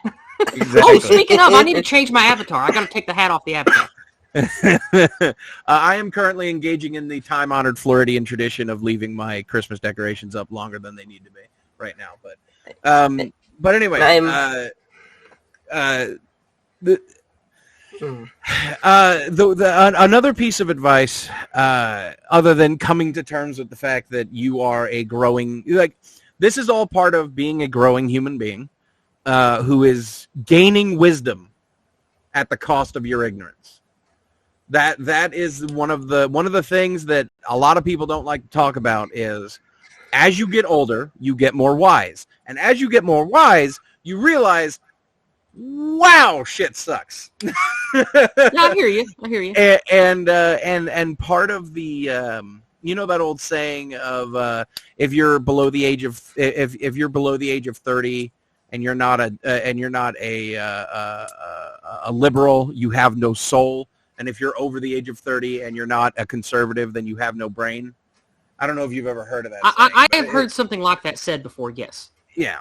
That's I part think it's of a triple. I think it was 25, and I think it's hard if you're not a socialist under 25. But yeah, that's quick what pause. I heard. S in chat to spit on Churchill's grave. S to spit on Churchill. I couldn't comment on it. Is there some reason why? But the big thing about that is, one of the big reasons why the quote unquote conservatism movement is a more popular thing as they get older.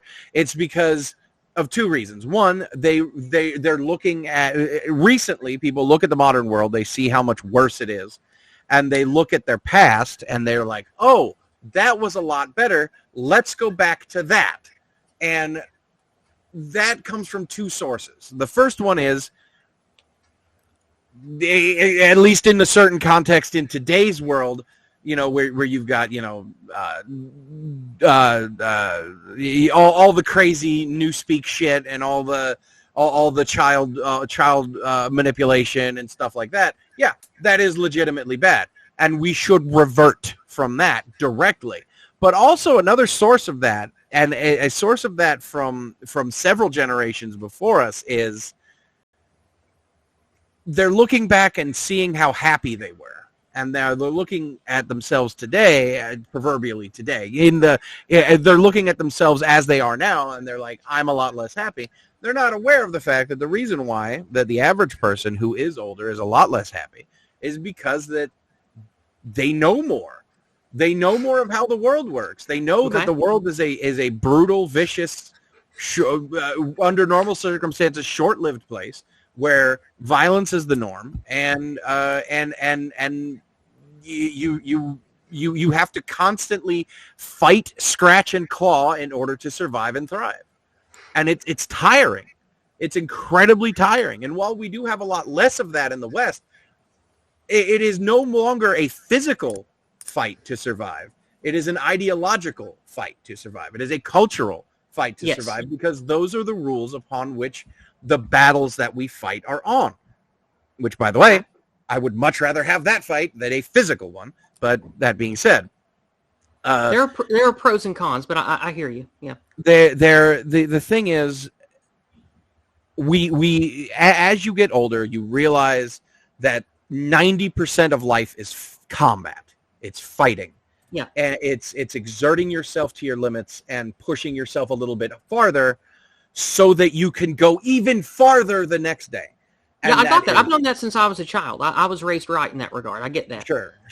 But you're one of the reasons why you are constantly you can't feel happiness now is, number one, again, I'm not without having a very deep conversation, one-on-one conversation.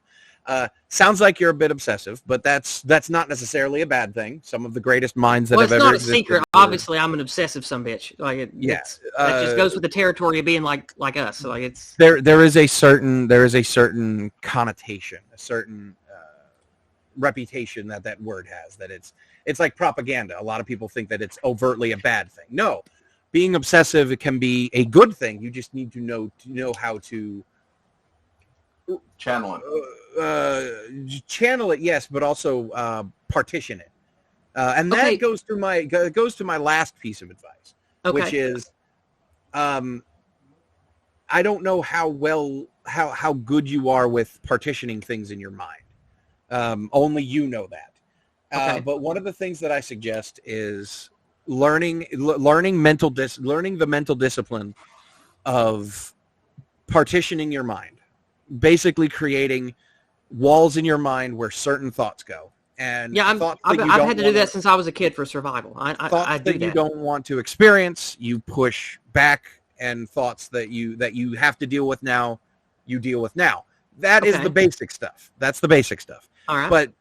But the more complex stuff is, okay, I'm through dealing with this today. I am now only going to deal with this. And then you deal with that. And then you engage solely in the pleasure-seeking things that you want to deal with without other things leaking out. Personally, I suggest meditation. I do that. During that meditation, you engage in mental hypothetical situations where you press yourself into mental hypotheticals where you say, okay, well, this type of situation happens, and these are the scenario. This is the scenario variations. how am I going to deal with this problem? And then you Okay. run it through your head. Let me stop you there. I've been doing that on repeat in a part of my mind since I was a child. I can't turn that off. I have, I guess you would call it, multiple partitions or cores going at all times. Thinking about combat, thinking about food and shelter, thinking about what will I say if this happens? What will I say or do if the feds show up here? What will I say or do if there's cops where I'm going and I'm going to have to do A, B, and C? Like, that's always going on in my head all the time. Well, then that in and of itself is the problem. It's not controlled. You need to learn how to control it, stamp it down, and only use it when it's necessary. My mind doesn't turn off, though. Yes, it can. You just have to figure out how to do it. No one else can teach you how to do it except for you. Because I had very similar problems when I was younger, but I got into the martial arts when I was young. And when I say martial arts, I don't mean I can chop 6 blocks with the side of my hand, and I can. Where's this ancient Chinese master? I was going to say earlier in your delivery, I was going to say I learned most of this in my kung fu training that I got, because between 7 and 20, like 3 or 4 times a week, I went to a local martial arts school from a military veteran guy. And he was basically my father figure growing up, because my real father was terrible. And he taught me all this stuff. He taught me about meditative, how to focus my mind, how to partition things, how to think about hypotheticals in constructive ways. He really helped me not be a complete mess. And I gained these skills from his training. And that's where you get I got it from a similar place, and I built on it. Well, let's go back to my original question that started this with you then. Now where I am in life, living how we do, and having to have all of this knowledge that alienates me and lessens the fulfillment and pathos I get from real people in my life, real people who love me and aren't bad people.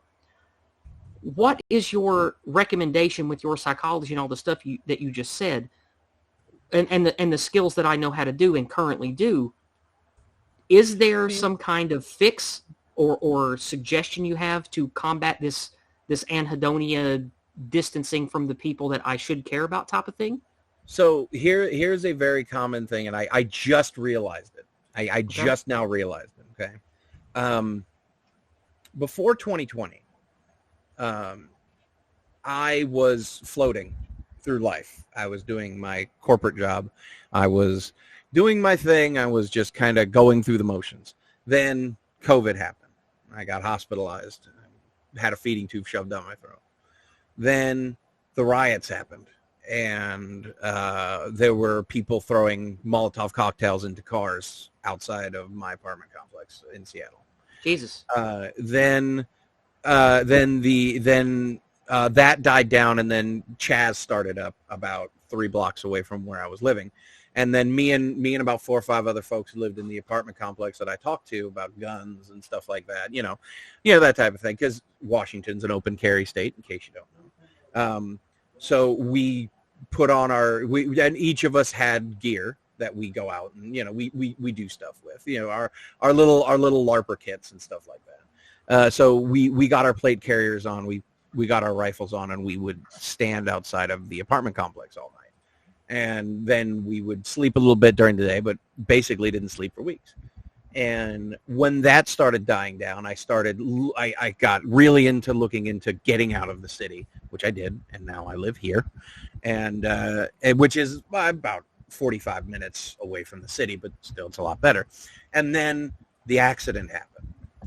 And I broke a bunch of bones, and I got radically fucked up, and I had to spend a year recovering from that. And then the surgery to fix that shit happened, and there was about a 20-30% chance that I wouldn't wake up.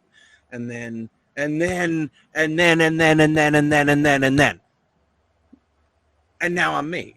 And I'll be honest with you, despite the fact that all that shit has happened, and despite the fact that I look back on my pre-2020 self and I'm like, Jesus fucking Christ, how could I have been like that? How could I have just floated? And also, during all that, I found you guys. I found you guys during that time.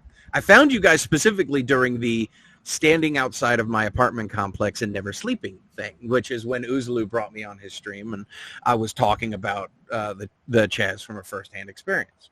Okay. And then, of course, I met you, Yizz, and then I met everyone else through all of that stuff. You see there, guys? What did I tell you about the cabal? You make friends. You meet good people. Then I'm not. The reason why I brought all this up isn't to like brag or go or whatever. Like, I've been through so much shit. No, it's perspective. The only thing that I can say when it comes to that is, I am a lot happier now. I'm a lot happier because I went through that. You ever seen Office Space? Yeah, of course. The thing where what's his name goes through the hypnotism and then all of a sudden it's just like, I you know what? I almost died 3 times in the course of 2 years. I don't give a shit.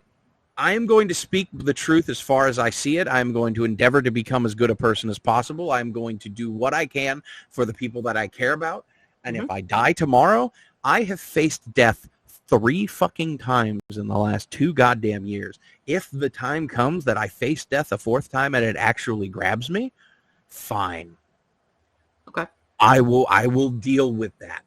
But the thing is, before that happens, I am going to do what I can to make the world a better place. And if I fail, I fail. If I succeed, I succeed. But like dude, I can't move mountains, you know? Like that's another thing. I can't go and reach 100,000 people and fix the world. I've tried to before, but I can't. And it's all the shit that I've been through over the last couple years has made me realize that. All right. And I think finding a perspective is important. Okay. On perspective, my perspective is as follows. I believe that those of us that are like us, that are aware of things, myself included, we know that you can't make your whole life about this kind of shit that we do online. There has to be more than that. And the problem is, I'm not wealthy. I don't have a lot of extra money. So I can't just build it and they will come type of approach. I don't have $100,000 or $200,000 to throw at building a co-op or building a little trading post or something. I have to talk the people in my life into doing stuff and building with me. And I can't find anything that they want to do. And I'm not even talking about like political culture war shit. I mean literally anything. They don't want to build really small. anything.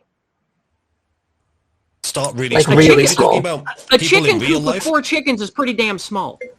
No, that's still a lot of work. If you're talking about people in No, real it's life, not.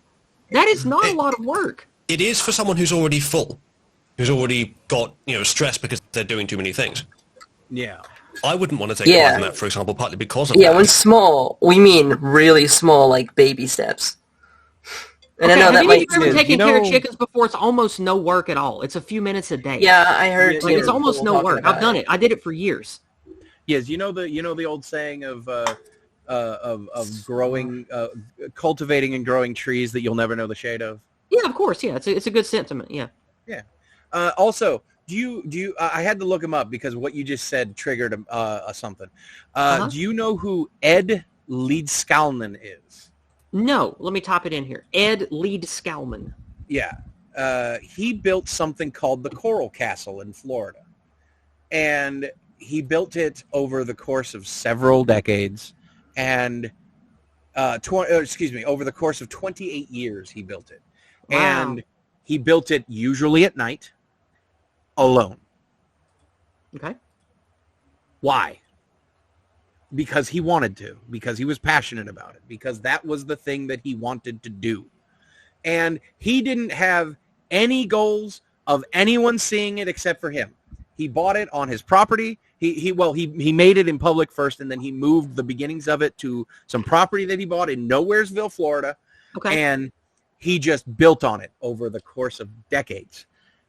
And now it's a landmark. Okay. And the thing is, became a landmark long after he died. Okay.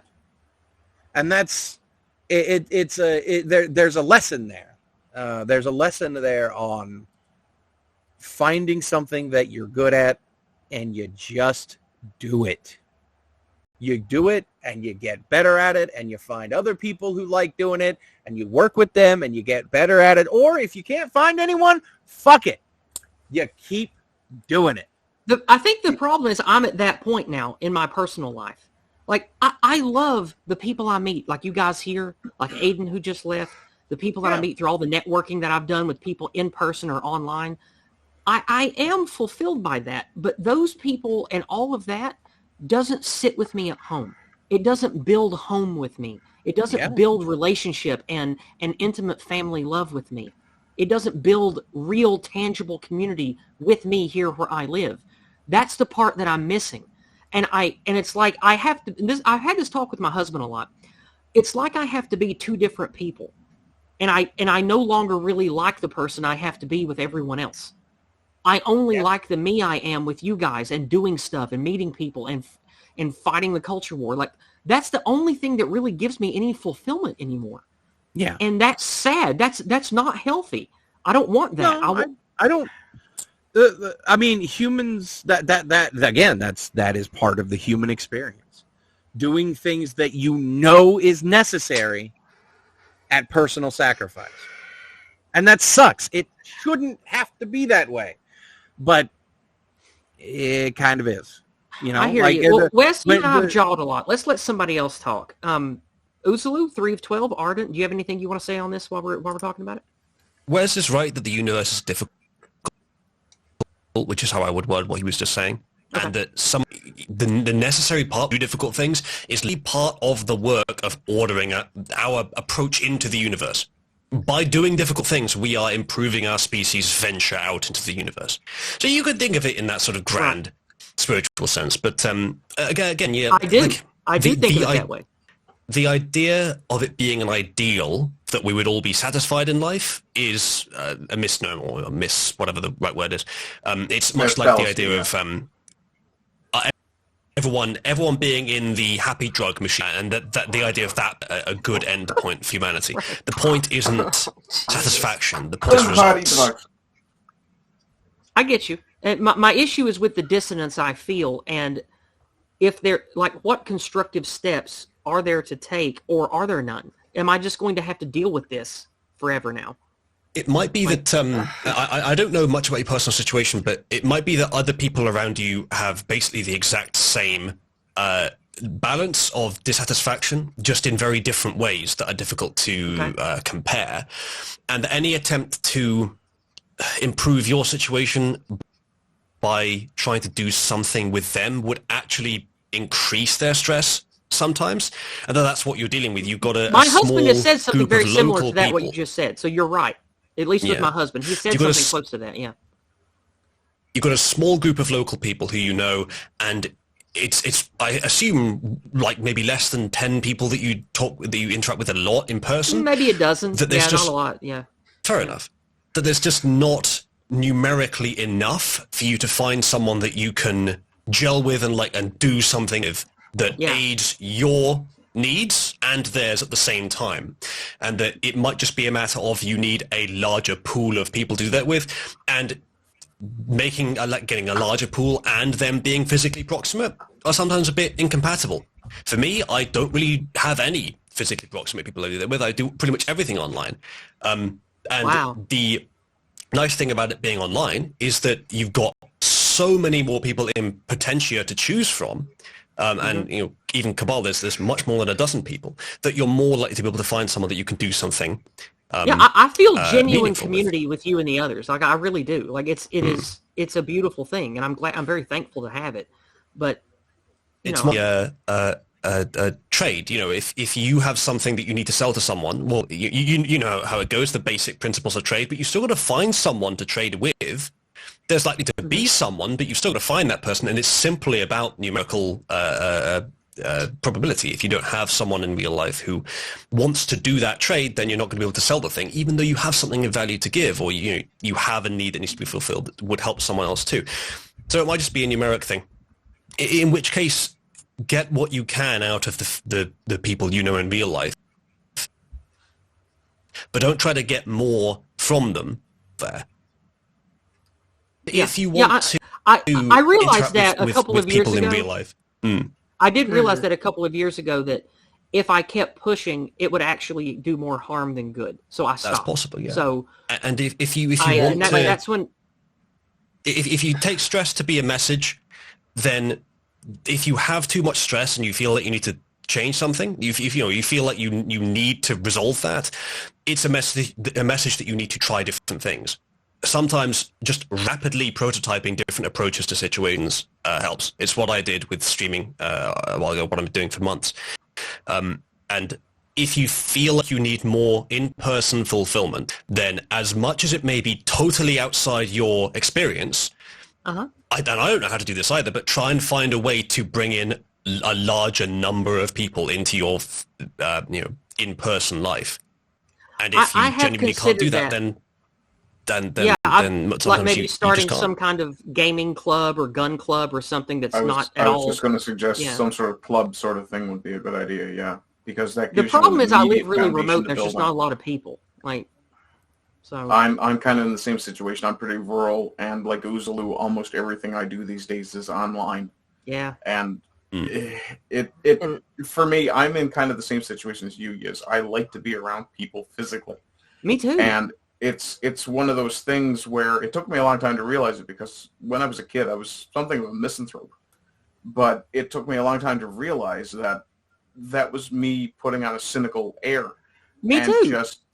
Just thinking like I could handle everything on my own, and I didn't. I used to not mind playing the villain, and I used to not mind being the bad guy and being the degenerate and being the outcast, because I felt like, well, fuck them all anyway. But then I realized that was just me. That was a young person's foolishness and my mind being poisoned by the lies of the establishment, and as well as the usual teenage angst stuff. And by the time I was like 30, I had cooled off from all of that and was like, you know what? Being an asshole is just being an asshole. I need to be a good person and actually care about things. And so I changed a lot in the last 12 years. And I realized that I really do like being connected to people in person and having family groups and get-togethers and having friend circles. But that stuff ain't easy to make, because that stuff, that's real stuff. And anything that's real and valuable is not easy to come by. And so that's what I've been trying to cultivate. Anything worth having is going to require absolute hard work. Yeah. It's simply a fact of the way things are. So that's why the people that I know, such as yourself and a few others, I talk up my area, and I'm trying to entice people to move here. Oh, yeah. No. Because understand. land is if I cheap, had the money, homes I'd are be cheap. there. Yeah. That nice young girl that you met, maybe you two could get together and buy a house down here and be part of the hill folk. we're talking about having to move to get a better life for ourselves anyway, so who knows? Yeah. But so that's sort of where I'm at with all of this. Is I don't want to give up the wonderful online community and the fulfillment I get, but I don't like having to be two different people. One of them, which should be the person that does all the real stuff and gets all the real fulfillment, like with family members and my husband and our friends and doing gaming stuff and throwing barbecues and cookouts and going to the lake. Like, that stuff is real. It's beautiful. And it's what I promote people to do on my channel. But I don't get fulfilled by that anymore. And it's because you kind of feel like you have to live a double life in a sense. Yeah, well, I do, and it sucks. And you have to keep certain attitudes and things to yourself. I have the same sort of thing with my family when it comes to a lot of the stuff that we talk about. Yeah, exactly. They simply would not get it because it's so far outside their experience. I apologize, Three. I do know I'm talking over you. But one of the things I've found is that just put a little grain of who you actually are, everything you think, into conversations. And eventually you'll discover, okay, this person just is not relating to me on this level. Yeah, and that's fine. Like I've done that to everyone in my life, and they're none of them are. That's how I know. That's how I know. What it ends up being is that you kind of have to come to a point where you go, okay, I'm just going to have to accept that this person doesn't share this particular part of my life, and you have to figure out. It sounds like it's going to be something uncomfortable for you. Yeah, it's going to be uncomfortable, I think, for you more than it would be, say, for me, but you kind of have to granulate yourself a little bit in different areas and just, And you have to learn to accept boundaries. I'm not saying that you don't. And set them. And you have to be able to set them as well. Right. You need to figure out how to embrace that in a way that makes you happy, that you're happy that you get that part of them at all. Yeah. No, I am. Like, this is not me saying I'm at the end of my rope, or I'm going to hang myself, or I'm going to leave my husband, or anything like that. Like, I wasn't suggesting that. I wasn't I'm just suggesting saying that either. But no, and if you do want to do that, I suggest moving to Canada. No, what I'm saying is, they'll do it for you, whether you want it or not. But no, my point with all of this was to try to be a healthier, more whole person. Because right now I'm two halves of a person I want to be. And those two halves can't go together well. And I wondered if other people that have the similar experiences I do and have similar values to me, I wondered how you guys dealt with that, or if you had to at all. And I thought that would be a good basis for a stream. And so that's why we're here doing this. So, I know you had some things to say. Let's let you talk for a bit. Realize a few things, because what's made that work for me, I used to have that same problem where I was torn into two different people. The person that I can actually be honest, or I can be honest and say what I believe and give my real opinions, and that's here with you guys. And then the rest of the time I had to basically clam it because nobody wanted to hear it, because they found it all either irritating, or they didn't believe me, or they thought it was this conspiracy theorist, etc. And what I realized worked, what eventually worked for me, and although I still can't talk to these people about these things, they are aware that I do this, and they are aware that I keep it separate, and they respect that. Okay. They know it's not just a one-sided thing, actually. It has to become a relationship that both people are a part of. Where, say, okay, my mom does not want to talk to me about politics. She does not want to talk to me about it. But she knows that I do it, and she knows that I have streams where I do it, and she lets me have that time, and she lets me have that part of myself, and I don't talk to her about it. I acknowledge it. It exists, and she knows about it. Just so you know, that's where my friends and family and everybody are. Like, they like, I don't have to live like a double life or anything. It's just there's a major part of me that they don't want anything to do with, even though they know it exists. So it's not like I have to hide it. Like, they all know. Right. But do you feel restrained? Do you feel like you have to be quiet around them? Do you have to step on eggshells? Do you have to keep your opinions to yourself? Definitely not eggshells, no. But there are things that I would like to opine on, or things that I would like to vehemently speak against that I don't anymore around them, because they don't care. Then unfortunately they are. I can see that you do feel a little restrained. Well, I mean, if you can't just be yourself around someone, then yeah, it sucks. So I totally get where you're coming from with that. I get to be myself. Sucks. It's just if I opined and spoke my mind about especially establishment lies, media lies, and anti-whiteism that comes up in gaming and commercials and shit, it makes them uncomfortable, and they wish I wouldn't do it around them. And so I've stopped, because I've done everything I can to try to get them to somewhere even close to where I am on being able to comfortably talk about all this garbage, and they just don't want to. So I stopped. So I don't know if that's really walking on eggshells or not, but like I don't or even restrained. It's just, it's frustrating that everything that we do, everything we talk about, everything that I think people should talk about to govern their lives, no one in my life wants to bring up or talk about. It's like they're all just scared or want to just hope it all blows over. Because that's the Appalachian way, in case you didn't know. Yeah. It's just ignore the government, ignore the war, let it all go away. We're just going to keep doing what we do every day. That's how everybody around here is. Well, that's human nature. That's, like Wes just said, it's human nature. That's not just confined to Appalachia at all. Remember, Yizz, less than 3%. Yeah. Yes, it doesn't take that much of a response to actually change things. Like the less than 3% of the people who lived in the original colonies actually fought. Yeah. For the American Revolution against the filthy, disgusting English. I can't stand the English. Guys, can we just stop for a second and just talk about the English? Holy crap. English. Oh my God. English people, am I right? Those damn Anglo-Saxons, how dare they? I'm going to have they hate us because beans. Come on, England. Score a fucking goal. That's pretty good, Isla. That's pretty good. There's another way that you could look at it, Yizz, and that's that whether they know or not, and I'm not talking about individuals here, I'm talking more about a broad influence. Our opponents in culture war the ones actually at the top with power, would like us to have the issues you're having, where we're isolated by the fact that we know the truth. Yes. We become valid boogeymen because we're constantly saying things that they have conditioned people to recognize as the evil thoughts. What then would be the thing they would hate to see us succeed in doing the most? And that's, which is to have rich, fulfilling communities and families. Not necessarily. Well, I mean, yes. What I'm trying to get at is actually successfully break through that bullshit by being engaging people in our own right.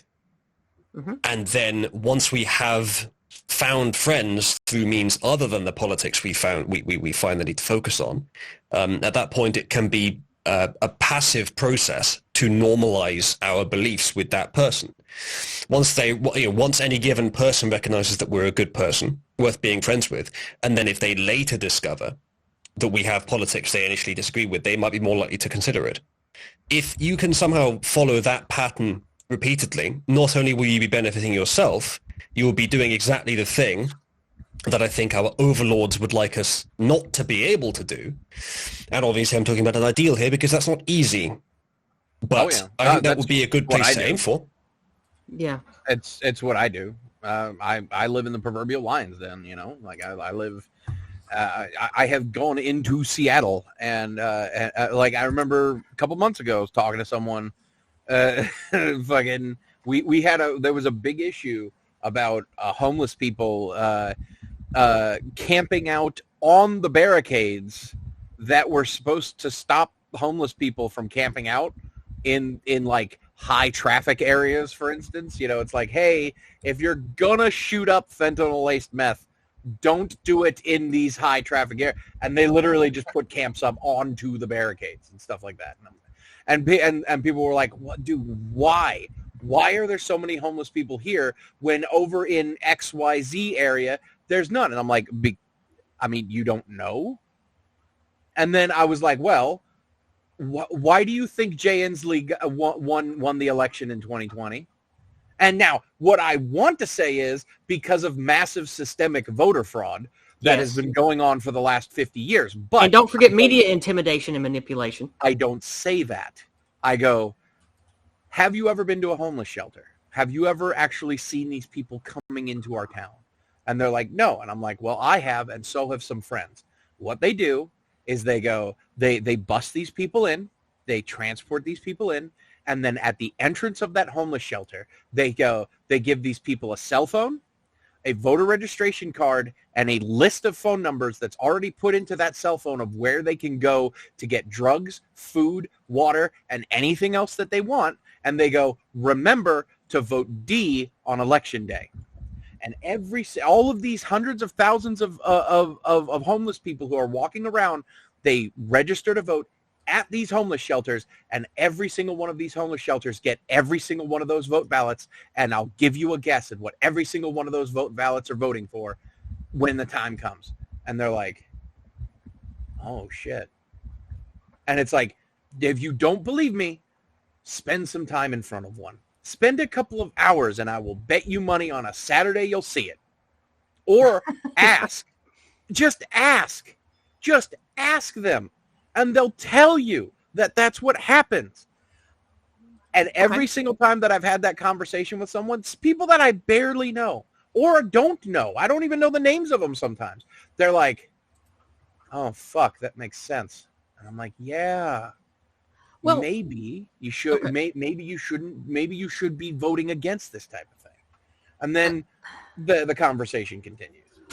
I hear you, and I do take that approach with people. I have taken that approach with people around here a long time, but I stopped because I know the people in my life now. I've seen their limits. I know how far they're willing to go and what they're invested in. And it's nothing. It's just doing the same shit every day until they die. They don't want to build anything or start a business or do anything lasting or build a bigger community. That's most people, though. I'm sorry? That's most people, though. Yeah, I know, and that's very frustrating to me. Normally, the norm is not necessarily right, but the safest and most stable way to run a society. Mm-hmm. So it's right, in a sense, would just blindly follow the norm. we have the burdensome duty, if we are correct, of convincing the majority through culture that the norm is not okay anymore. And it is a burden. Yeah. Well, changing the norm, basically. Indeed. Maybe you don't need to change the norm. I mean, maybe you just need, maybe you just, for you individually to be happy, maybe you just need one person who can match your intensity. Just one. One person, your bestie, that can challenge your intensity and do all the stuff that you want to do together. I don't think everybody needs to change. Maybe you just need that one person. Maybe you just need one person who can do it all with you. And the thing is, there's just nobody. For me, are you volunteering? Yes, he actually is, because he's going to come visit me this year, and he might even move down here. So yes, I mean, he only lives a few hours north of me. He only lives a few hours north of me. It's a short drive in America for him to come down here. Well, I mean, I wasn't implicitly talking about that, but yeah, that could be a solution. I mean, if everybody just had one person. I see some people in the Discord chat and in the Odyssey chat here. It's not that the people in my life, my friends, my husband, my mother, my family, it's not that they disagree with me about things. Like, ever since I was a child, everybody in my family group, my friend group, we don't trust the government here. We don't like wars. We know the media lies. But they don't want to do anything to create culture and to do any community building things. They just want to keep going to church and pray, or in the case of my husband and our friends, they just want to go to work and enjoy the life they have and raise their kids right. And to their credit, they're doing that. They don't let their kids do social media. They're private schooling or homeschooling. They're good people. It's just they don't want to build with me or do anything that's fulfilling to me. And so, of course, this is a me burden. This is a me problem, not a them problem. I want to make that clear, just so you guys know. And also, to the comment in Discord, I don't go ham on my friends and family. It's not like I'm some Alex Jones radical on them. I'm never like that with them, because that's stupid. Like, that turns your friends and family against you. I've known that from the beginning. So I'm not like that with them, guys. Don't worry, okay? I'm not like that with them.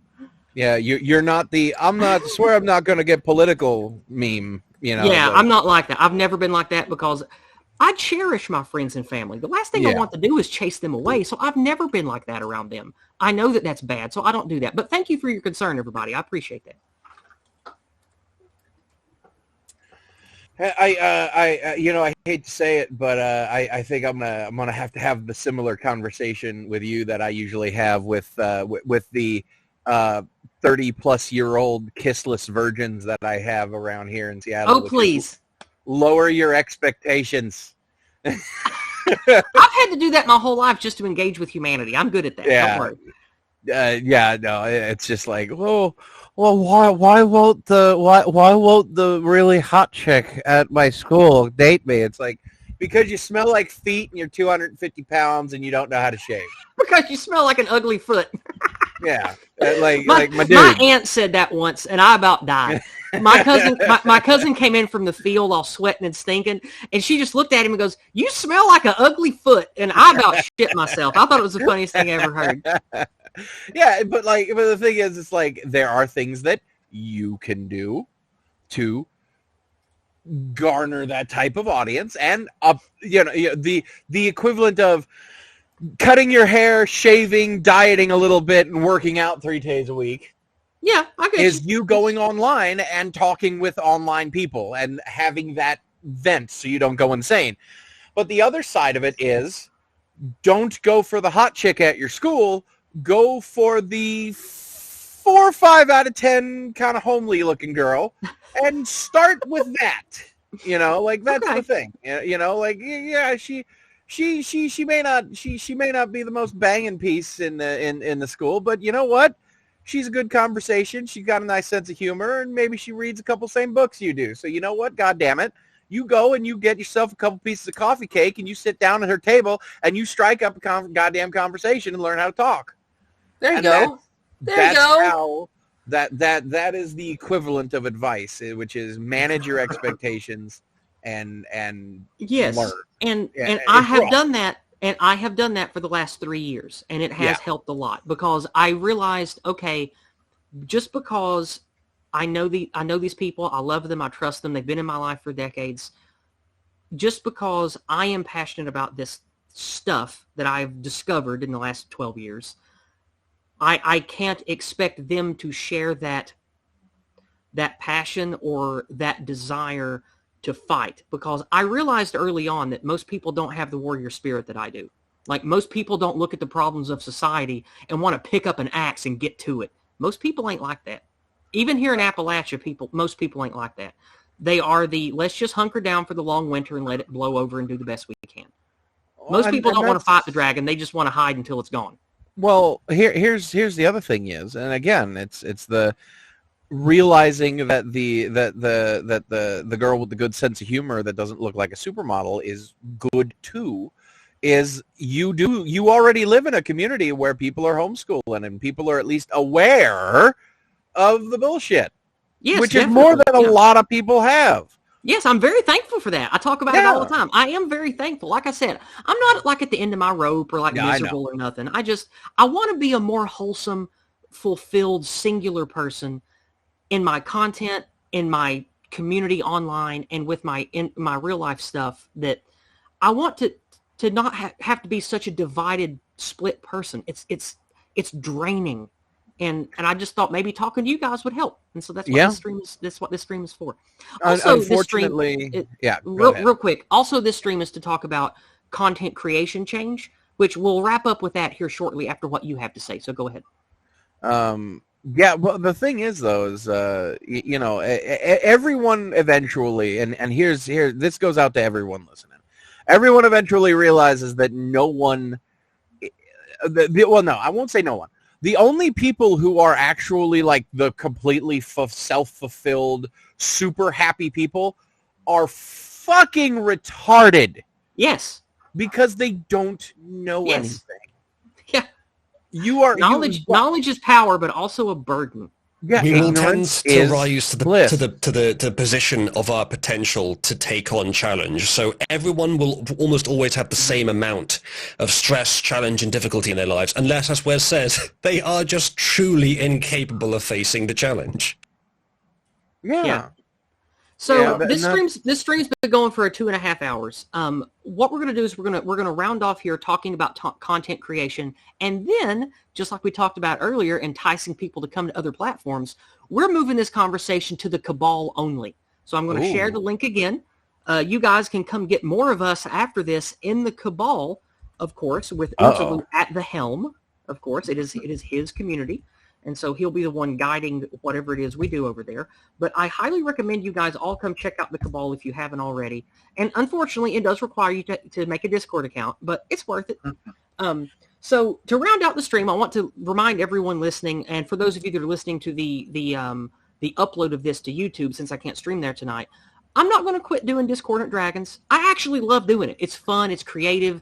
And it's a big part of me that it's what I have found that is enjoyable, but also helpful. Sort of like how the enemy group has stuff like John Oliver, which is entertainment news to push their ideas. I like being the counter to that. And it's fun. It's fulfilling and it's creative. I enjoy doing it. I'm not going to stop that. I'm not stopping my morning walk videos where I give my wisdom and my commentary when I make my little recorded walks around here. I'm going to keep doing that stuff. I'm not quitting.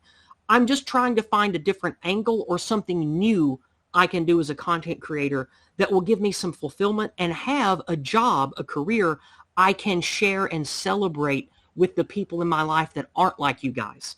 Because I want to be able to talk about my work with my husband and our friends.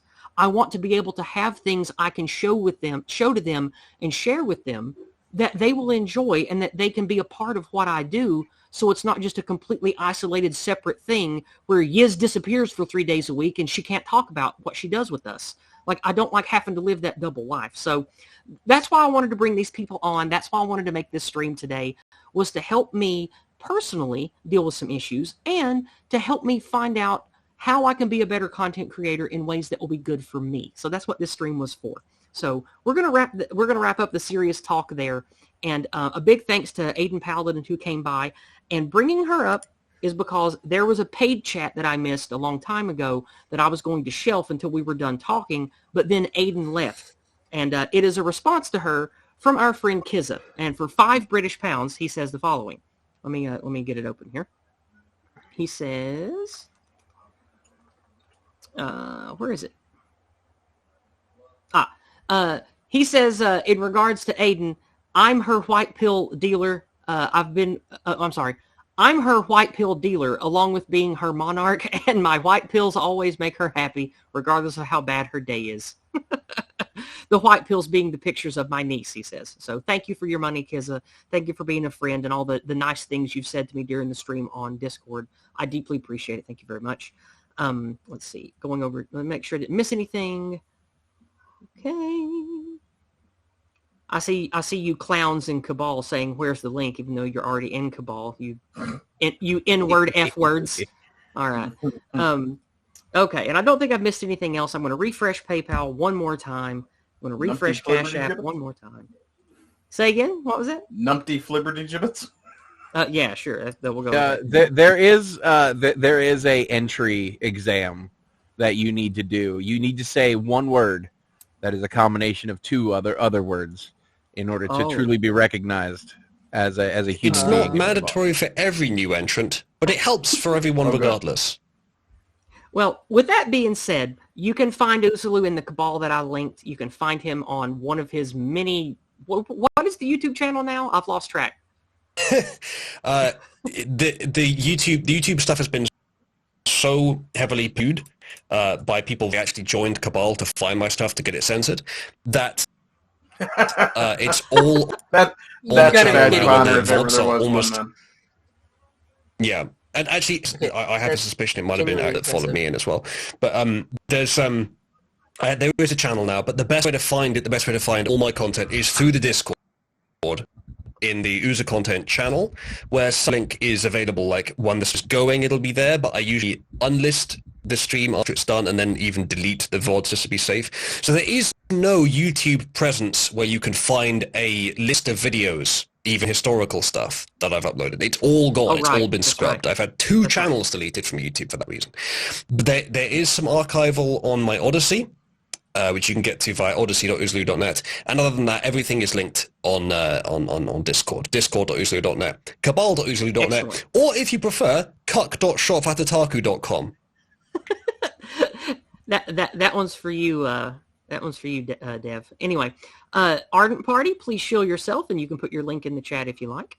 I absolutely will. I have a tiny little growing YouTube channel, and I also guest on several different shows, Your Discordant Dragons, fairly regularly. I have a regular spot on the Patriot Brunchcast, Brunchcast for Dinner with Patriot Brunchcast. That's on Wednesdays. I'm a regular on the Sultans of Chatelet on Saturdays. And I do my own stuff during the week, including the For Fuck's Sakes Friday, which is a Rumble exclusive where I can step away from the YouTube censorship that we all know and detest and just go off at the top of my lungs in my shed, and nobody cares. And one day I'll stream with him on his channel when we can make the time work. Wes Y11, I know that 2023 will finally be the year when you make content. I have faith in you. Wes has this great Star Trek series going. He's been going through every single episode of Star Trek and making like full detailed commentaries on it. So far, how many episodes have you got through, Wes? You know what? I really opened up my heart in 2022. So I had some delays because I had surgery. Wes, it's a very convenient excuse to act like having a vehicle land on you keeps you from doing anything. Wes, please, don't chest my patience with your terrible puns. No. Well, anyway, Wes, right there. You can find Wes at WesY11 on YouTube, and one day he will make content. He's a lot of fun. He's a clever Twitter. guy. And Twitter. That's right. Yeah, you can join him on Twitter. 3 of 12. You've started making content recently. Would you like to show yourself, my dear? Yeah, do you have my YouTube link? Nope, because I can never find it. What? Just 1 second. I can think never I find it. I keep giving it to you. So small, like you. It's so tiny, I can't find it. The problem is, even though I subscribe to you, I don't know how to easily go and grab it. Because when you type in 3 of 12, a whole mountain of shit comes up that isn't you. Yeah, that's why. Oh god. Okay. Just one second, I think give I've the got link it. again. A mountain of shit is too large to be 3, but you're on the right track other than that. A null? I mean, I wouldn't be shocked if it just got buried. But... Okay, There we what go. I'm Yeah, going to that's do it. is I'm making a I'm putting your link. I should have Okay, done there it this. is, I should have done it's this in months chat. ago. I should have done this months ago. In my community link and copy pasta file that I use for the stream, I'm actually going to put your channel in there. Normally, I don't put people's channels in there because I don't need to, but I'm going to put yours in there. All right, let's see here. There's 3 of 12. There we go. Okay. I have it saved in my thing now. There we go. Very good. I've actually had to look up 3's URL so many times that I've memorized the damn thing now. Okay, I'm sharing the link that you gave me in the private chat. Keep it in a file somewhere. All right. Well, with that being said, we're going to wrap it up, and we are going to move to Cabal. So the party ain't over, but you can't stay here. Thank you all, like usual, for supporting me, for listening to what I have to say, and helping this channel grow to the tiny size that it has. I am still very thankful to all of you who have helped me all these years build up the audience that I have. Thank you so much, and thank you to all my wonderful guests, and I will see you all in the Cabal. Good night.